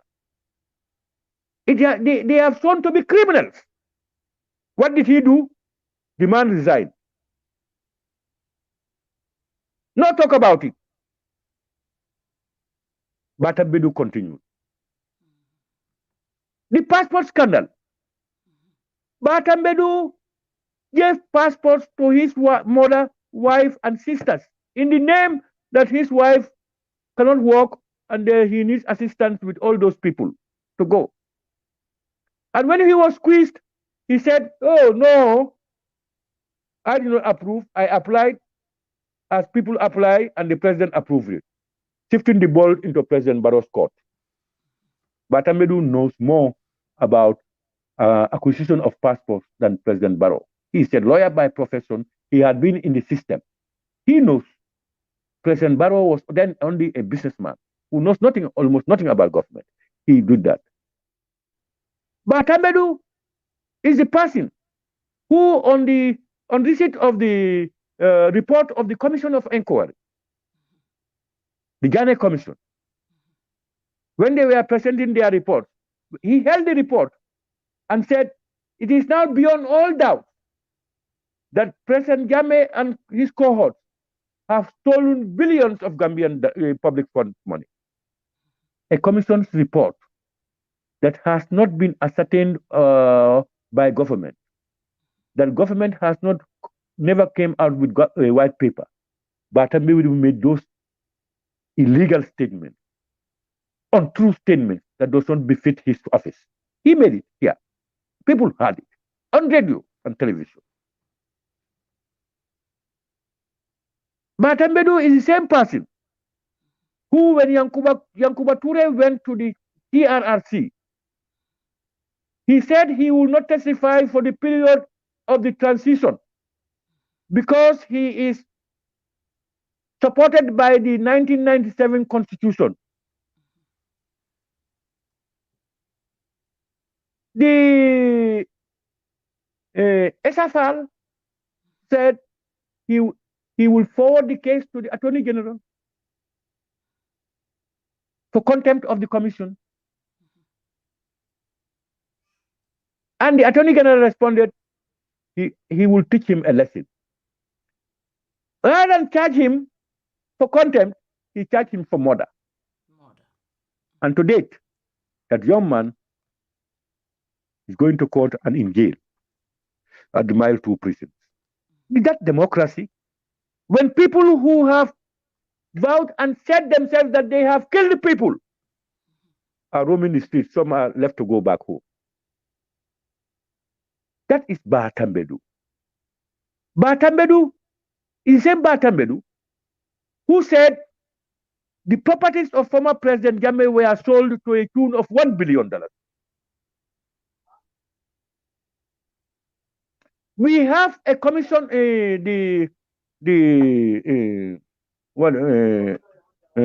do you call this thing? Sorry. Yeah. No, the people who sell government properties when it's confiscated. Asset Management and Recovery Program, AMRC. We have them. They are responsible for those things. A government institution, you now took two or three people, private people, you assign them to do that. Nobody has the account or know what they have done. You said they raised $1 billion and they were paid $100 million, is 10% of the amount. $100 million is from public funds. For doing what? When we have the Asset Management and Recovery Program. When we don't even know which assets were sold and how much were they sold. He said in Parliament, he said some of the even assets were given on loan. He said it. He said it. But you never had any outcry, no any very little criticism of those things because it was against Yahya Jammeh. This is against the Gambian people. This is against the Gambian people, not Yahya Jammeh. Yahya Jammeh would have loved every butut to be taken and be given to the Gambian people. He would have no problem. But people have gone to enrich themselves at the expense of the people, in the name of the people. And people are looking at it. Nobody is talking about it. But all these things will come to light. Whether today or tomorrow, all these things will come to light. So that is Batambedu. That is the man we are talking about. If you follow my last press conference just before Ba went away, when I asked him to resign, you will have found a lot of things that I have said Yes. about Ba Tabedu. And Right. I can assure you, wallahi billahi, I never said anything that I would allege against him. These are facts based on merit. Okay. So, so this commission, the Jane Commission, the TRRC, do you think it will put any impact on the APRC as a party? Yeah, because you see, let me say one thing. The TRRC has been on for almost 2 years almost now. Yeah, they added some more. They will be Now. yeah, they will be adding and adding because they are getting just what these people did. They will be adding because they are paid a lot of money. They are paid a lot of money. The taxpayers' money is going. Public funds are going. They will never end it up. But what they have done so far, if that will have impacted on the APRC, remember when the Ghana Commission came up, they said that would kill the APRC. Ghana Commission. When we went through the Ghana Commission and we had our rallies for people to come out and they saw our movement, they said, no, the killer blow will be the TRRC. The TRRCs, they will say nothing that they have not said. There will be no more revelation worse than what had been said. If that does not have impact, it's now even Gambians are believing us now that these are people who are out to discredit Yaya Jammeh and the APRC for their own selfish ends, and that's what we believe.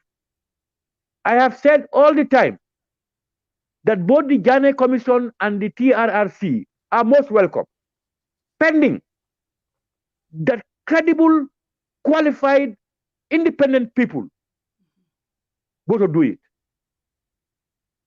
But people who have affiliations and allegations or grievances or all these things, you expect those people to come out with the truth.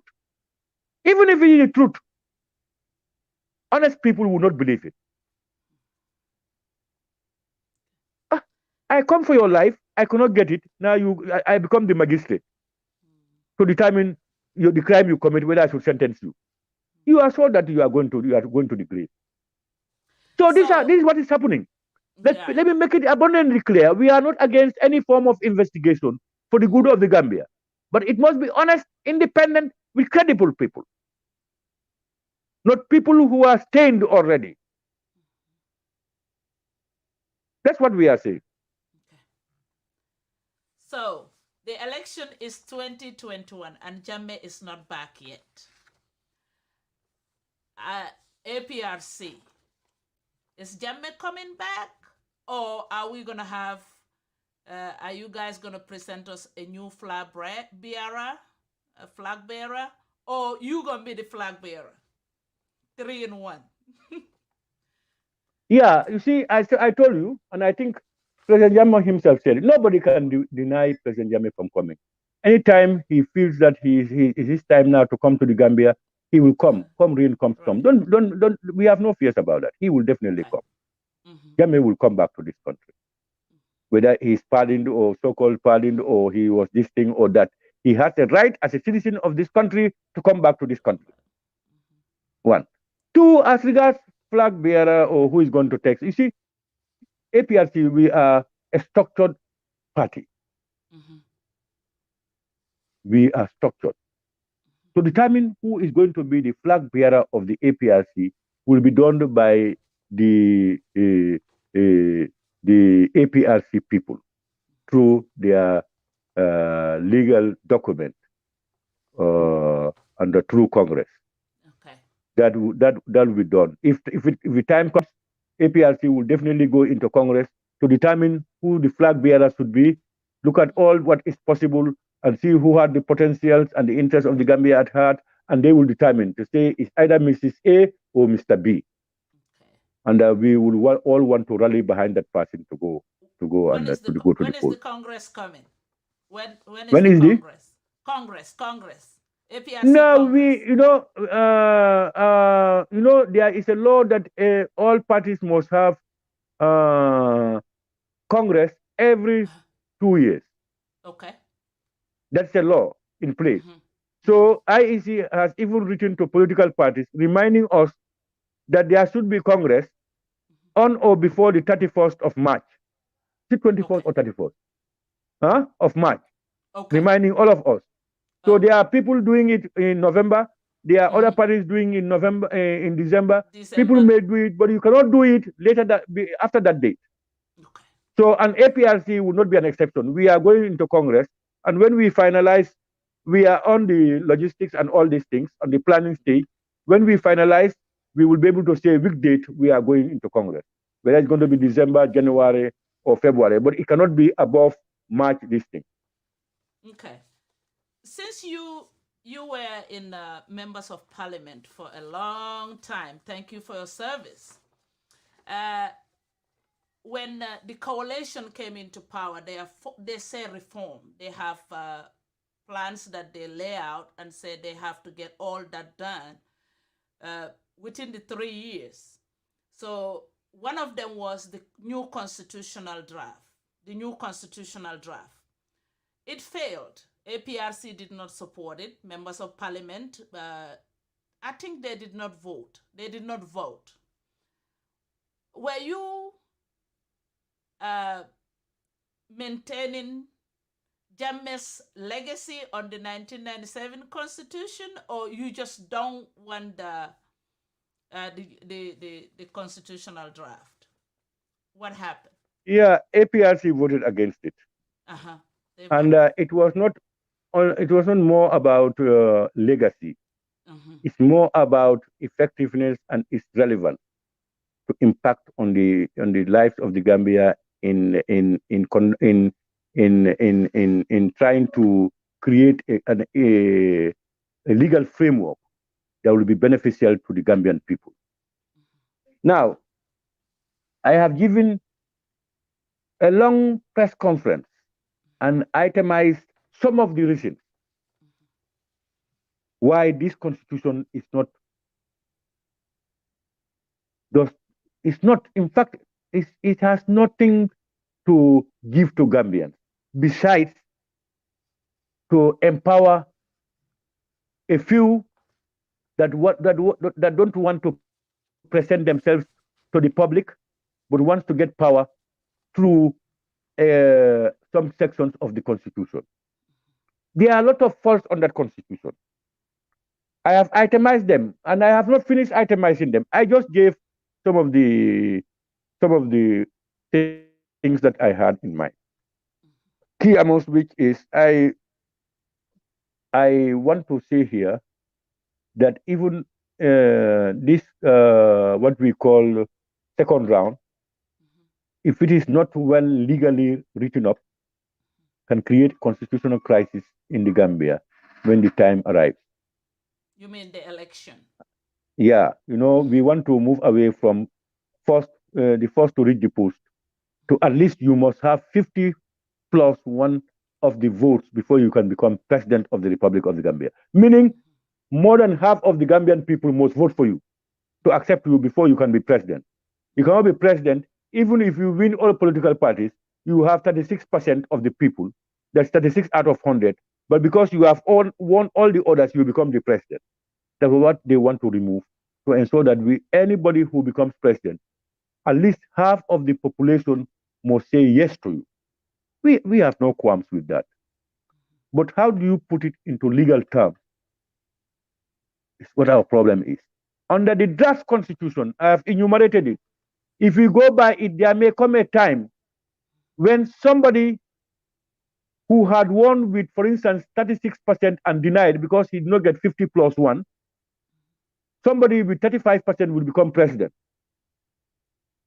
He will be lower than the one who is denied 36, and he will still not meet the 50 plus 1. We have proven it. I cannot say that it's a long this thing. If you want, you can talk to Dudu. I can bring out a chart for you so that you will be able to understand. Those are some of the things. And what I funnily found very interesting in the draft was an institution is created as the constitution, the new constitution implementation committee. Implementation of the new constitution. And that institution two of the membership must come from the people who drafted it.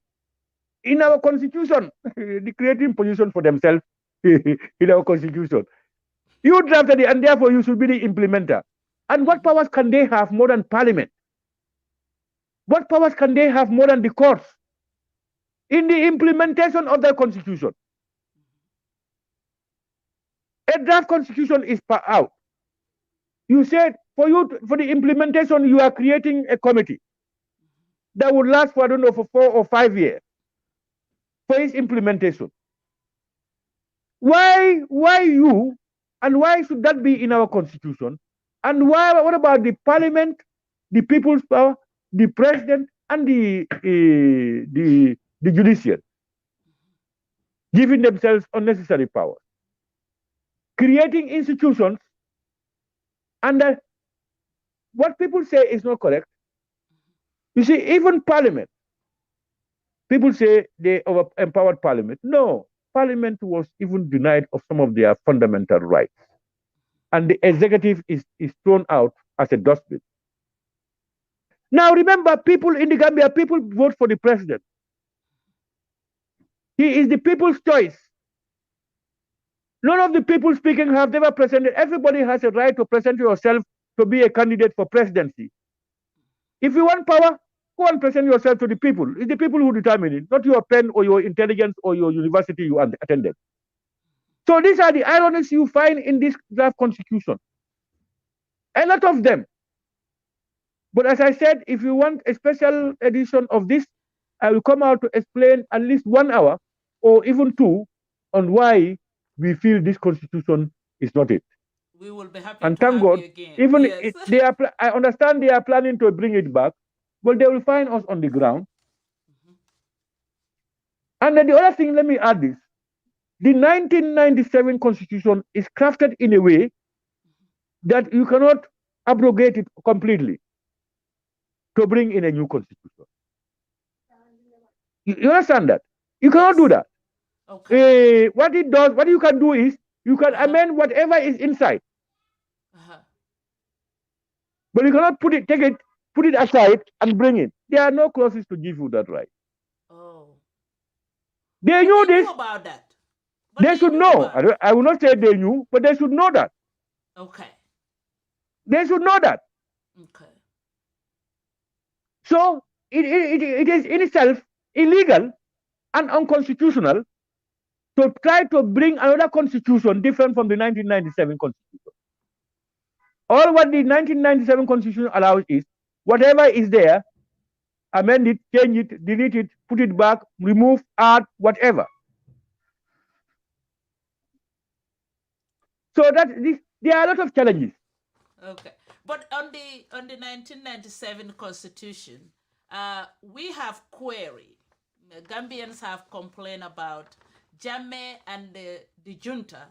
They have this part of it. They have immunity, total immunity. They should not be investigated. Can you clarify that for us?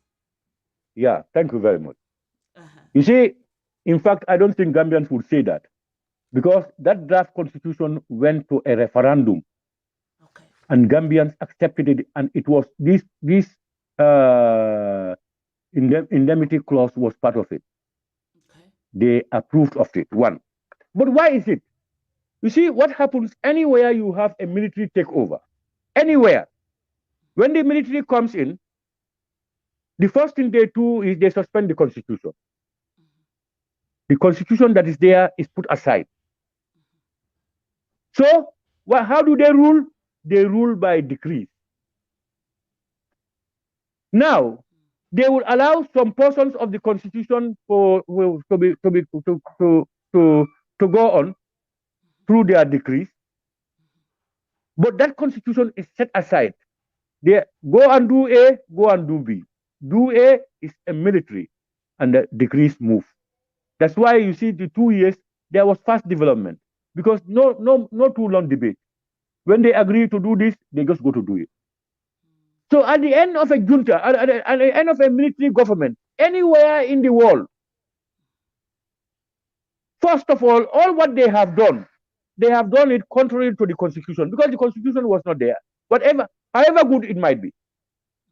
They have done it outside the constitution. You understand me? And therefore, it is now only reasonable that when they are now giving power to the people who have acted during that period are indemnified. That no court, no institution, nobody can look into the issue. That's everywhere. You go to Ghana, Jerry Lawrence, you go to any other military dictatorship, military government, you find it. It's not unique to the Gambia. They know this. They know that. And remember, this thing went to a referendum. From the referendum, it came to parliament. What is the problem then? What is the problem?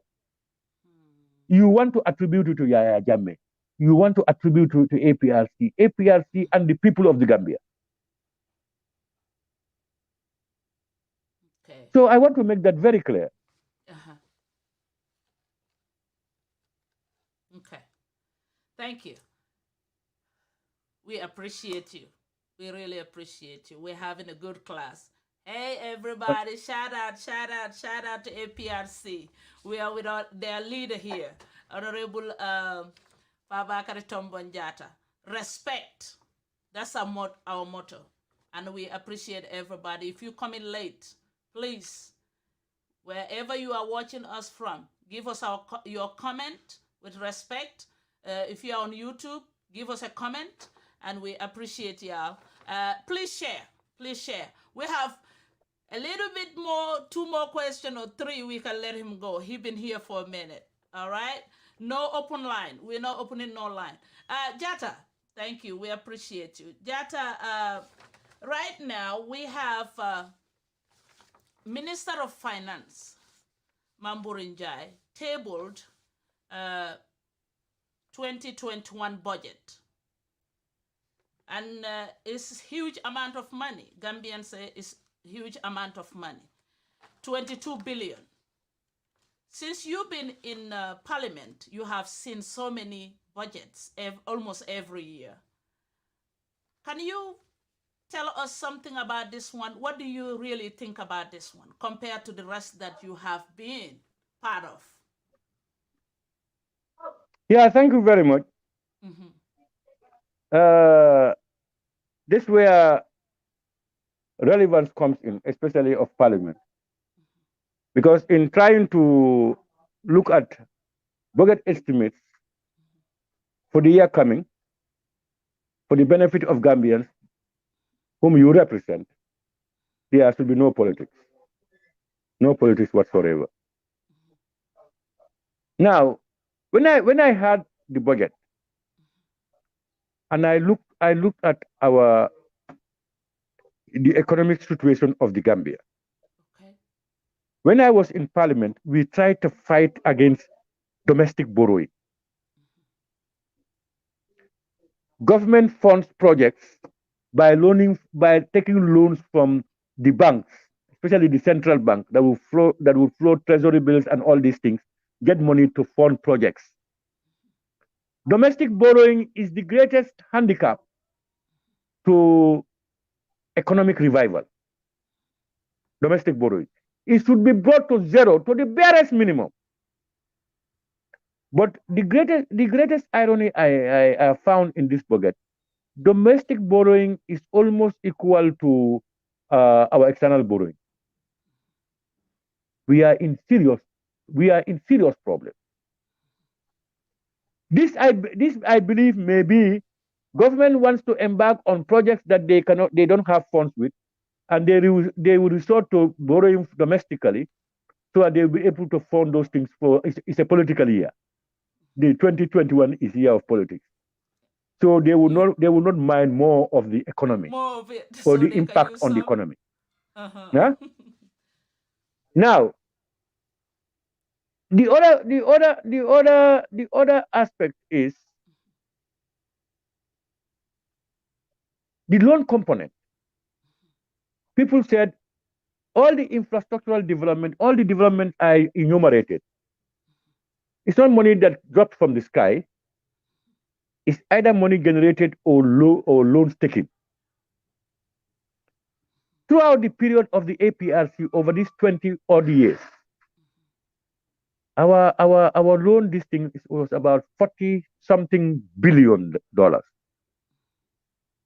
The Barrow government, 4 years, is almost 30 billion. 4 years. 30 billion in 4 years. Less than, in fact, it's yet to be 4 years. Remember that. And now, contrast them. Our 40 something billion, I can enumerate where they might have gone. I have said a lot of things here. What about this 30 over very near 30 billion? Where is the money? Where was it invested for Gambians to see or feel? You know, in politics, we have what we call the election year budget. And this, I believe, our MPs will be smart enough to look into the budget with an eagle's eye to ensure that all political intended issues that would not impact on the lives of Gambians and are not priorities under the current circumstances. Because you may have something good, but there may be something that you should do before that one. But probably the one you should do first has no political impact. You resort to the one that will have political impact for yourself. That is your personal interest. And the budget should reflect the collective interest of all Gambians. And that's why Parliament is there. I am yet to scrutinize the budget lines.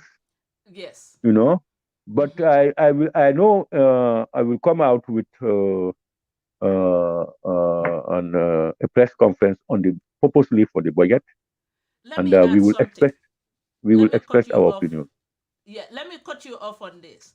The Yakumba Jatta, the nominated member, she's in the parliament. She came up with the emotion that they should be able, as members of parliament, to have to get loan for themselves to develop their homes, maybe lands, and their personal things. And most of them agree with her, and they voted it in. As we speak, now they can have loan, and we are not sure if some of them will even come back to parliament after the elections. They have less than 2 years, most of them, and she's a nominated one. What do you think about that? Yeah, thank you very much. You see, first of all, parliament, I agree that parliamentarians, for them to be independent, should be well enumerated. Okay. So that they can move out from the bondage of the executive. I agree. Okay. But that also should inspire them that as they move to better their lives, the people they represent, their lives get better. In the absence of that, they should not do it. Yes, I think Parliament should be given the possibility of accessing loan for whatever purpose for their welfare. Yes. Okay. It's not a gift. Remember, if you are getting loans 2 years to the end of your term, because all loans that are given to you are subject to payment by the end of your term. If it is one year left, 2 years, 4 years, 5 years, whatever loan you may be given, the Treasury would ensure that they deduct from you, and the balance that may be left, they will make sure that your dues at the end of your term would be able to meet the balance. So at no cost will government be losing. Will be losing, okay. So if they have 2 years to go, for instance, they will take amounts that can be deducted from there. If you had wanted 500,000 or 1 million, you will have to come down because you cannot pay that within the period. So you are forced to come to an area that you will be able to pay by deduction, and by the end of your term, if you are entitled to 200,000, that your balance should not be more than 200,000, so that if you cannot pay it, government will forfeit that 200,000 they should pay you to offset the loan. Okay. So government is so wise; they are never losers until they deliberately want to do it. Okay, that's a great understanding, because Gambians, we were worried. Okay, well, if they take this loan, how are they going to pay for it? So that's a great great point of explanation for us to understand. And we want you to give a voice. We are sending you this time around. We want you to give a voice to President Barrow and his government about the deportation. Our young men are afraid they will be deported. They are scared. They are terrified, and some already. Yeah. Okay. I'm almost. Some are terrified they're going to be deported because of lack of documentation. We are sending you. Your voice should be heard. Can you tell the president whatever you think about that? Almost. Okay. Mm-hmm. Yeah, thank you very much. Very, very much. It's very regrettable that Barrow and his coalition partners had no interest in the welfare of Gambians or Gambian youth. That must be clear. But remember, it was these very youths in the diaspora who were asking their people to vote against Yaya Jammeh, or they will not give them support. And they were using the Gambia to get their document. That there is dictatorship, they are fled because of violence, that they are threatened to be killed, etc. And they were, remember, that was the order of operations of the UDP until they were caught. But I will tell you this, as majority leader, it was in 2014 or so, when the American government wanted to deport 12,000 Gambians to the Gambia. They used all forms of threats. When the acknowledgement came, I had the opportunity to talk with the former president. And what he said then was that those people who went to United States, government never paid for their affairs. Their affairs must have been paid by themselves or their families or whoever. And whatever they were doing for their families, government will not step in. If they are brought back, government cannot step in to accord them those facilities. And then the West came here uninvited and looted us, colonized us, and took our people for slavery. And therefore, he will not accept that deportation unless you have done some criminal activity that warrants it. Not because you are there.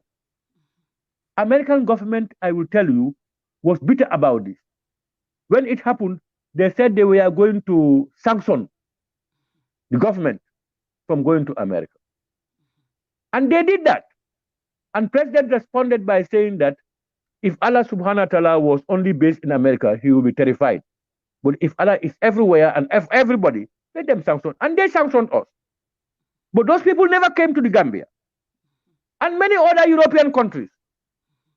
Now, the interesting bit I will tell you is in 2017,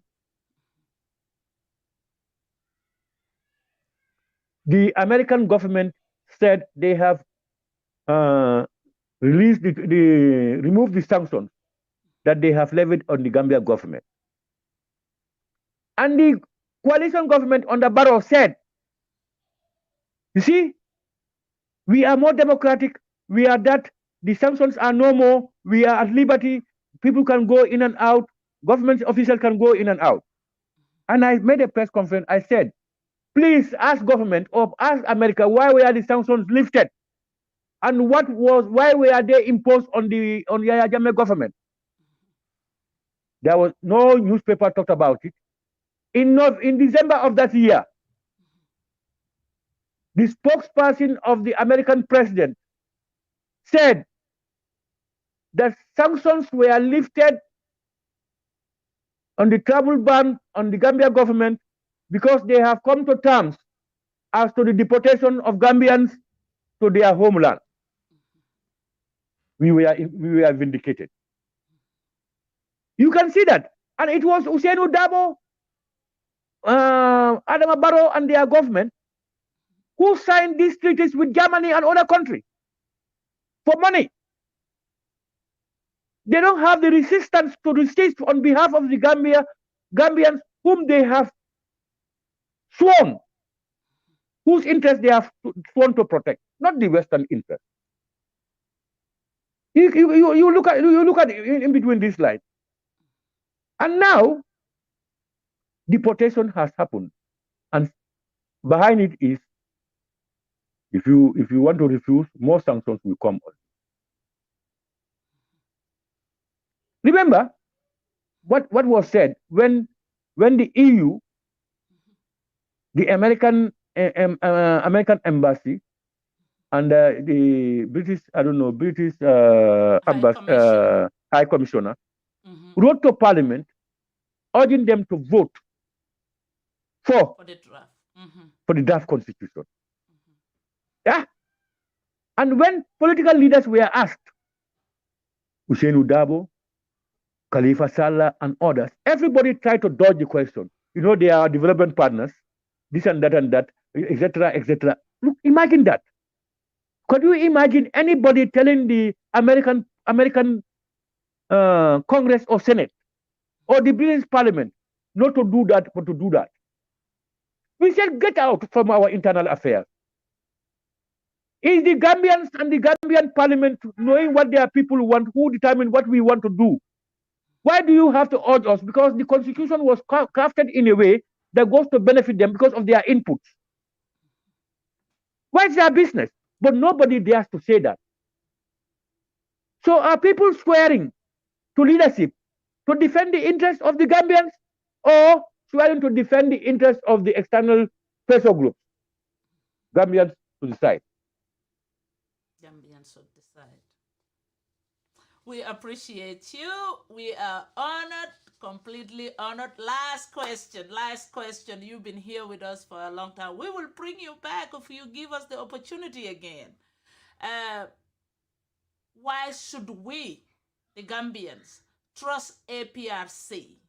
Again, why should we vote APRC in power again? Yeah, that is a very nice question. I think that is good for APRC because we have all the reasons to give Gambians that Gambians already know why they should vote for APRC. You see, APRC, we are programmed, and our programs are geared towards the best interest of the Gambian people. APRC, we are politicians, but we are honest to the people. When I heard President Barrow said, when you, as a politician, when you are going into elections, tell people what they want to hear. When you come back, you do what you like. We don't believe that. President Jammeh, you know him. He will tell you what he believes in, what will benefit you. Whether you like it or you don't like it, or you will be annoyed or you will not vote for him, he will do that. And that's what we are. And the other thing is, APRC is on record to have done unprecedented things in every sector of the Gambian economy, and that will lead to their prosperity, independence, and happiness. In every sector, we can enumerate. That's why we are boasting. That's why we can talk. We have been first in many places, things that have never happened in the Gambia. We came in and did it under difficult circumstances, when we were under the most serious sanctions in the world, until we were saying that the money is coming down from Allah subhanahu, our bank is with Allah subhanahu wa ta'ala. That's the commitment. 2, APRC, we are willing to revisit ourselves. We know we made errors as any other institution, but the best of human beings is to reflect. Wherever you see your limitations and weaknesses, you try to put in place a regulatory framework that would prevent a recurrence of some of those shortcomings, and broaden, extend and broaden your success stories for the betterment of the Gambian people. We are seasoned, we know the Gambia, we are organized, we are structured. And the Gambians believe in us because we never only talk, we deliver to them. Go to URR and you see villages with electricity and all these things. Go. They will tell you themselves. Go where their students were all running to Banjul. They have their students up to high school in their own areas. Go, they will tell you. So we have done it. So we think, and we are witnessing. Yesterday we had a rally, a youth rally.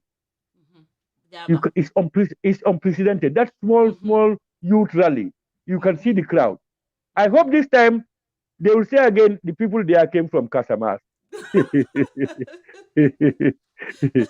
I have all the people, APRC militants. I have urged them to please reduce their speed. Otherwise, they will commit. Because when we say we need 10, 1,000 will come. Let them come down because they will make people. They will open the gates of hell for some other people because they will begin to tell stories that are not true. Anytime they are big, yes. Jatta, but what the Mandinka say? Kutofa nang kata anakang karawala kata. Do you guys do the same thing? When you are going, you just go. No, you see. Look at this rally. This rally has been in the air just for about 2-3 weeks. Okay. Even us as an executive, we came to know it lately, about less than a week, that these people are organizing. It's a consequence that is organizing a youth rally for them. A consequence. All you do. Okay. So, nintol wulta APRC, nintol wulta ko APRC lem. Ginol fonka jinan kan. You can look. Nko le fote nko ni APRC wulta. Sa ente fongo lata ko anin ginol fonke da ka jere. Ginol fongo gen kanule. When I was going, ginol ba. But niya fay is ni mo kato fay anin ginol ning tedan anin mi kato fay APRC ya fay ala fongo be bless lan. Niya ginol bo kenola don ala dabeje. Ningino le kato fay do ala dabeje. Barinka min folem nginduko. Gambians are set and ready. I have observed from my contacts, the communications I have, and all these things, that Gambians are set and ready to have APRC back into governance come 2021. Jamela wo loyalty, wo diplomat, ni wo dipitel ni ntoliji kita min lom palasi ba molti. Jamme munele birin jamme tate ntol manneje. Yalong iko ala muta duwo buka bodom. Yalong nka min fo wala min ko yalong politiko fra dulalto. Mi yalong ko modolu ika kolke inyadal. Onin ko different from min be sondomot. Andu modu ni be kara forot. Nin latela. Isi min no wala mu ni yalong ko latela min na priya ke ta kala ngani wala. Ya fanyo ko anide ila nyim murundi ya murundi kan. Ngadi molan lata min na welan. This is what had happened. Some people were just there to satisfy. Some people do kijolo. Some people will slatterly the possible repercussions near from associate. Kujama. And President Jammeh niya cross nung akamolle Tombong nung mini along atafango melong into cabinet, into various heads of institutions and all other these things. Another amendment is based on recommendation. I think he believes in merit, not necessarily na karimuntelo or karimuna party militantly. Across most of the people who were taken were not strong APRC members. They are not even known APRC members. Kabiri Tale ikanalo. Yo crossly. And some of them continued in that light. You know. But the mim koleata. Ibe kuwa mim ko. Imam boje. For alala kero nat. Because of koleadrong, iko ibe mim ko omubuo ni mfonkol. Yo long iganta bola gele ganing kabiri ite wolo wato mi iganta bola je. But ibe ke mi drong fo kole falin drong ite nana. Iko ha nyimam betia wala nginat nan findit. Ni wala mto ngati findit kabiri yakala mta wato minna janning ala bala kumfa yakunuken. So bari yalong min koyta wala min dugo mo jamal be APRC B mini be aborindika billahi some of them may be APRC but ibuka finti fang na manje kante fayot ibuka finti bi wolle ñu waduno la APRC nka min be keteng akolo ka bo mun tole ko tembulu ngan na council president ye na motol muta ye ko be lankan bari nga ko ku ke akabo nyaade moto min bende gana siata moto wini kilintin ndola daim na buruto manta man dala su lulo dila mol fa ke blobi la poso kono ika kurike wala nan ko ndola base is strong ndola base nka min bekeno nka min ngani moto ni motorcycle min sang it just go for APRC tikano keme mol ye ko lo julu manang nga patio operator la nga moto sang nga motorcycle safe for tank sang. That is APRC is owned by the people. The base, the rank and file down that you are seeing, they own the party, they sponsor the party, they operate the party.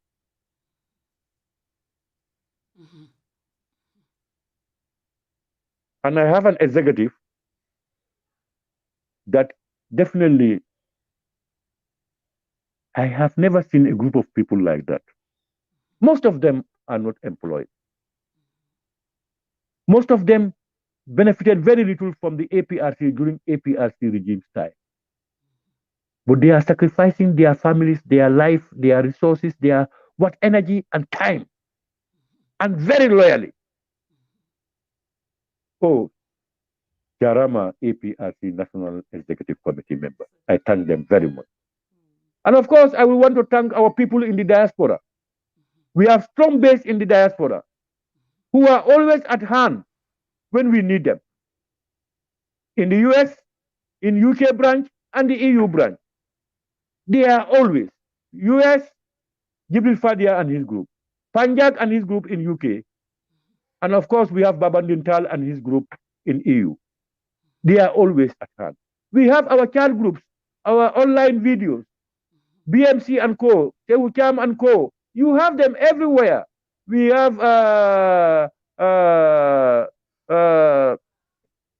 Lamintamba and Co. We have a lot of them. So we want to thank everybody who has contributed or is contributing towards the success of the APRC. We are grateful to all of them. Thank you. Nendiro in Mandinka. Nendiro.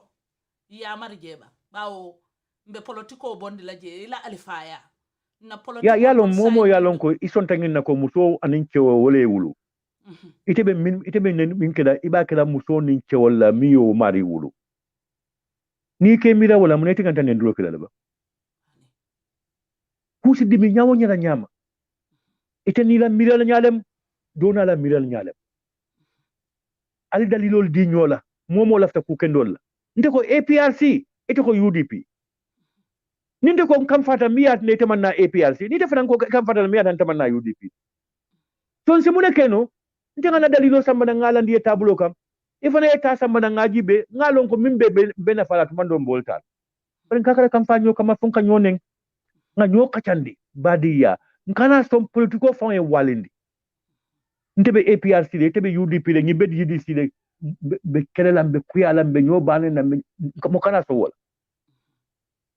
Let's do politics, facts, ideas and issues, not insults, segregation, race, Chief Frank Fanso, Dina Kuolu, regional Kuolu, everything is out. Gambia is one country, one people. Gambia yage, ye momo lipa. Ye momo lipa. Fulale manjaklen surwale mba ya lipa. Tashina kilim fula sababu muruleka. We have intermarriage. Gambia population in 1963 was 316,000. 1963 census, the total population of the Gambia was 316,000 people. 316,000. Today we are talking about Gambia, 2 million. So during that period, people have intermarried before and even before that period, when it was only 100 or 150,000 or 200,000, people were intermarrying. Fofu bila dol fange fanke Mandinko manke mandinkat. Siola tinekati because they have traveled all akul falental. Doli fanke suwati manke suwa, doli fanke jolalti manke jolal, doli fanke manjako di manje manjako. Things have gone too round. So Gambia, we are only one family. Christians and Muslims and one Gambia. Finished. So mbe mol danila. Dol politique nyaton kol kanatinna aliye keloke. Dol politique nyaton kol kanatinna albe mol banenna. Dol da mal buka nyo banen, dol da mal nimbe danka blo di nyolan ka kacha. Muni batinna dol da mal nal bental te kacha la. Ko lembe Gambian kol danna. Fitina ko nganda bondi je. Nim kukera min man beti ya nga kacha. Nga diam, nim man say kute nga ta noma nga fay manyinke. Mol le man sa sindi, ni mol man la fimine naka ba kala mod ba wa fatula je. And President Barrow must listen to people. Banko kata nyame nga man beti ya. Kolyabe banko kan aya long amado mol be kolyale kon. Kodol katina kubet kudo ni adi mol la ulka koke. Bari na kunta man tafuita kala de mbadu faldu ngoisi. Security te banko kan. Economy mantra tamakan bidika wafurla masoto molbe keri ne fani la bungoli buka jono sai sakatuma ya domoro dino buka hano krambungot wol koleata na ba nyo fele Senegal ni nying iyum ko be na nyo banda na balkon ko bano wuli Gambia mu Gambiality Gambia will never be colonized in Afula tolbe kala banko Gambia da mal Senegal mbadi wollem terol lem kukeñol lem Gambia ni Senegal mu one family net mo kilingol lem ga kan kilingol lefo but unfortunately we are two independent states nsi kachano badi ya fengo fenna nga nyoma ko fengo fenna but our sovereignty is intact mafu Gambia ni Senegal te kukenola ngant tolle nganta kukenola mo be dunia be because ntol mu kilingol let kilingol let bari fonga nyola banku di ya fonga horoma nga respect nyola sovereignty nga horoma nga respect ni wonte nte ateri atetano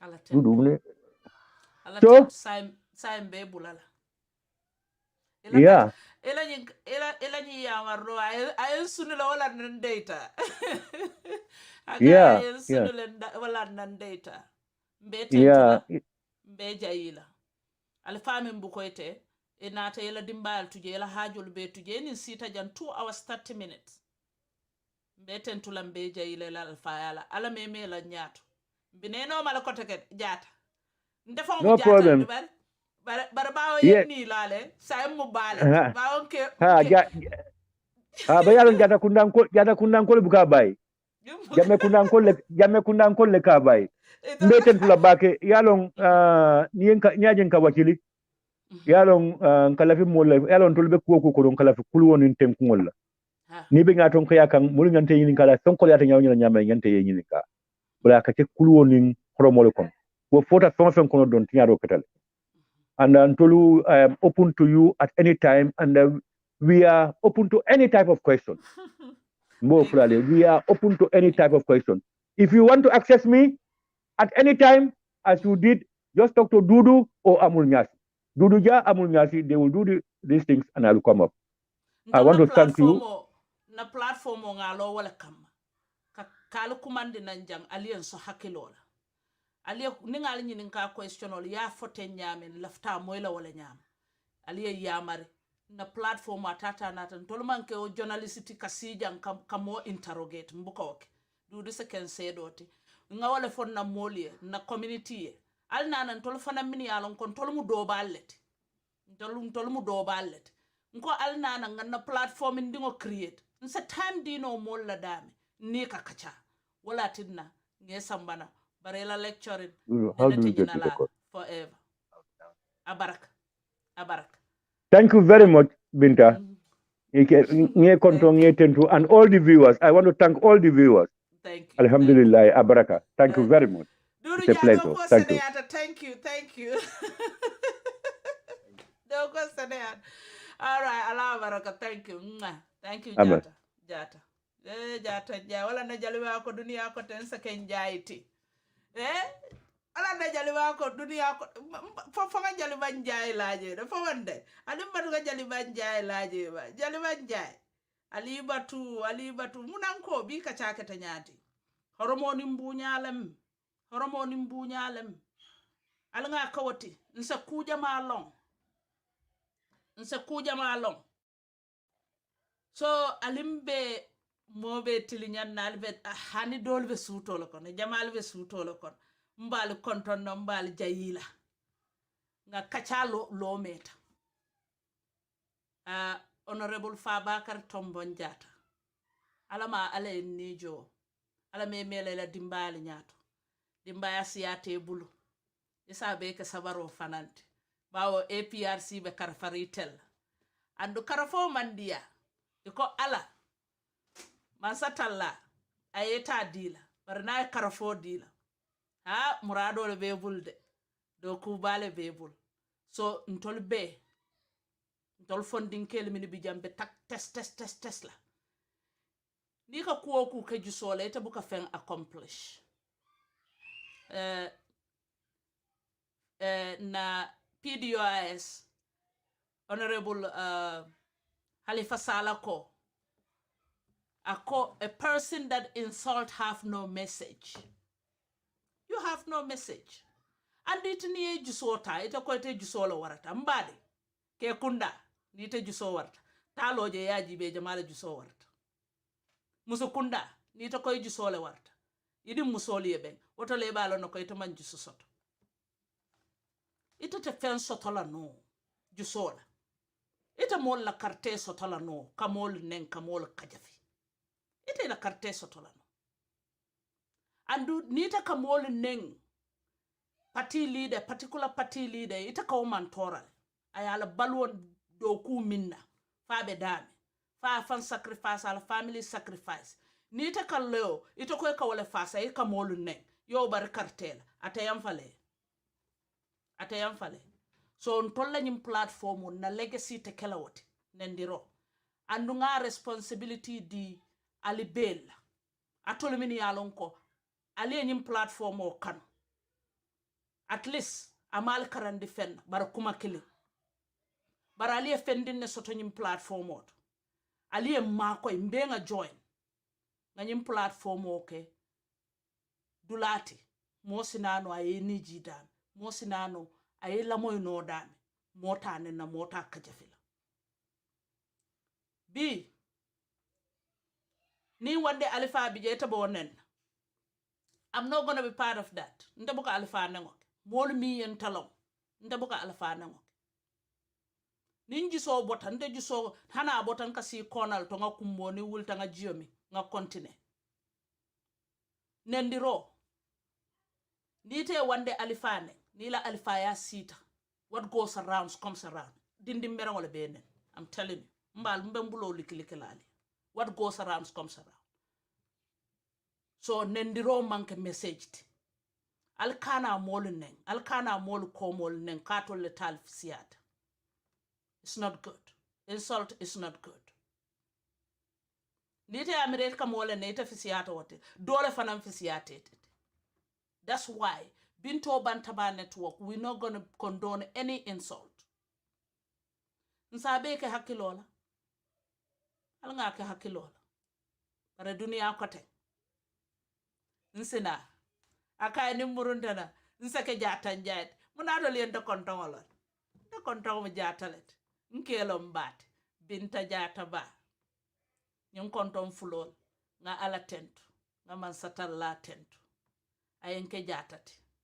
Mbamu njaiti ay kedin na minketa bati fulo baral kontongolu fana he mbari ngolu bukaba ngal kalule bare biwo kay jatale platform occupy yes thank you honorable Fabakary Tombong Jatta APRC alimbali tentula mbali jayila atol funding kel minbe APRC al natal kalbe political alama sone yala alama atol funding kel minbe UDP al natal kalbe political alama sone yala alama PDOIS alama sone yala patiol be GMC GDC CA mbe duwala mfangwe londi tembul fenna fen tembul mfuwari londi ntam nkana siyale jam nka diyamale horomoni mbunya doro wala mintala degree PhD nga wala soto wala ninga mol sambana nga kawati atolu mini be tamadula alman kaytolu soto deportation obe caring ala al hakilotu aliya kata aliya al fantankande ku jamala kayti tiyo sa min keno kayti ntango buka keno ntebirin nata jamman kayti soto for several years so mota lola nodula ya fante ko ya sister Binto ita malo ngalonne wato do bi jenta kata do kudula mbenna personal information o dilal nkata do kudulale dan kola nga kibarolo moy ko do kudulan kol ko de ila office ko ibina mo nyin kala kaytol woso mo bu kante ndeka borle nka borle somo ci han ngami be doku a peche ko mbukata because mbuka ha mine yatin amanka konfata Gambia la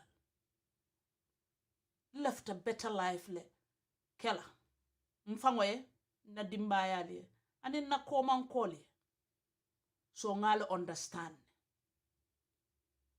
alama je sone alma alama deportation ni domokino abe dame ibe domokino be dame daoda alama je sumiya lema alama ala yal tankan deportation ola kayti ko e sone albulo president Baro alta aliyemin tafun alta firin aliyemin tafun alta firin so ntenga wala soto nyingularam this is my word of wisdom ngala appreciate le alkana miss Sundays alkana pejo talia jibe ngamun time leka important pour alkana femish alin na pejo like ala follow ni YouTube please ala subscribe ali beloma pour ni informational alkane miss alin share ntol buka mejam dimas doronnem bara alama ntol funding kel min be tamadula alaw mari tamo sone ala alma mbela alama alakana nke tunga furelti. I wish y'all all the best. Thank y'all. I have to play this Jaliba, Jatta Njai. Yes, I have to play this one. I hope I get it. Yes, Njai Kunda. Yes, thank y'all.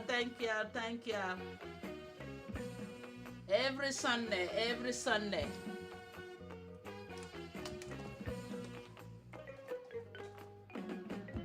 Every Sunday, love y'all. Every Sunday, one time. Jai Kunda. Thank you, Marong. Mwah. Thank you, Marong. Thank you. Oh, thank you. Alama Jesone ala alama. Allah sulo munna sulo let. Ali ala hakilot. Yes. Molle. Mwah. Ngala appreciate le. Thank you. So, thank you. Alim message nang purun sali click. Alim message nang. Yes. Thank you.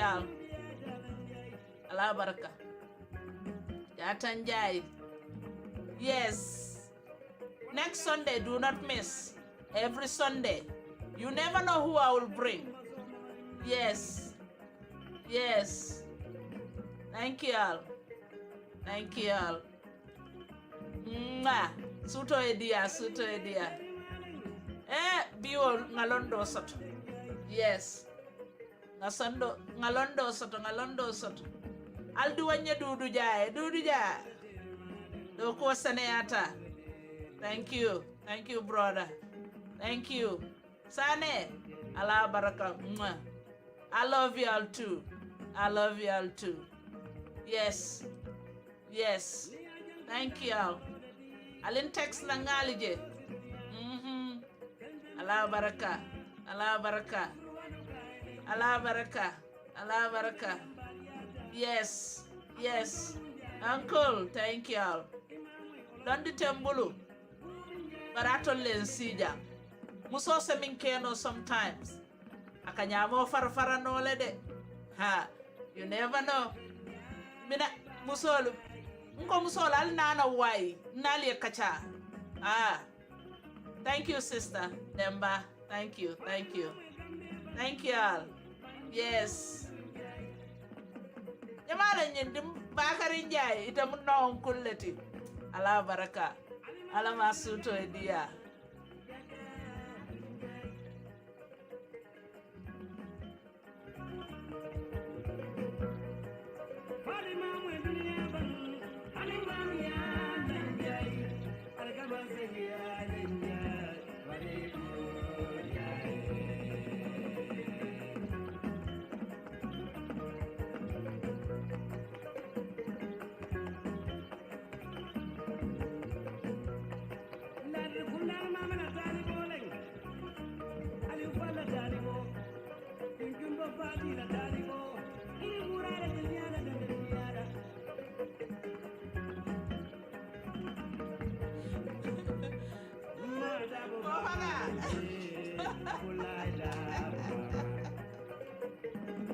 I got you, bro.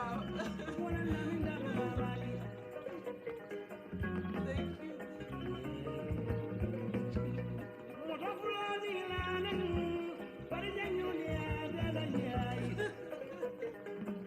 Love you.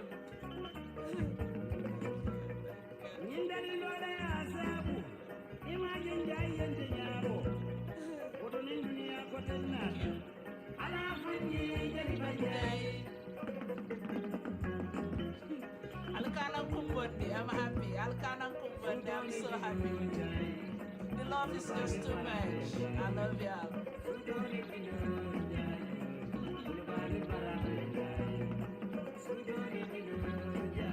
Next is me. Yes. Next is PPP. Allah barakah. What do I use? YouTube. Next is PPP. Ali Jali Kortom.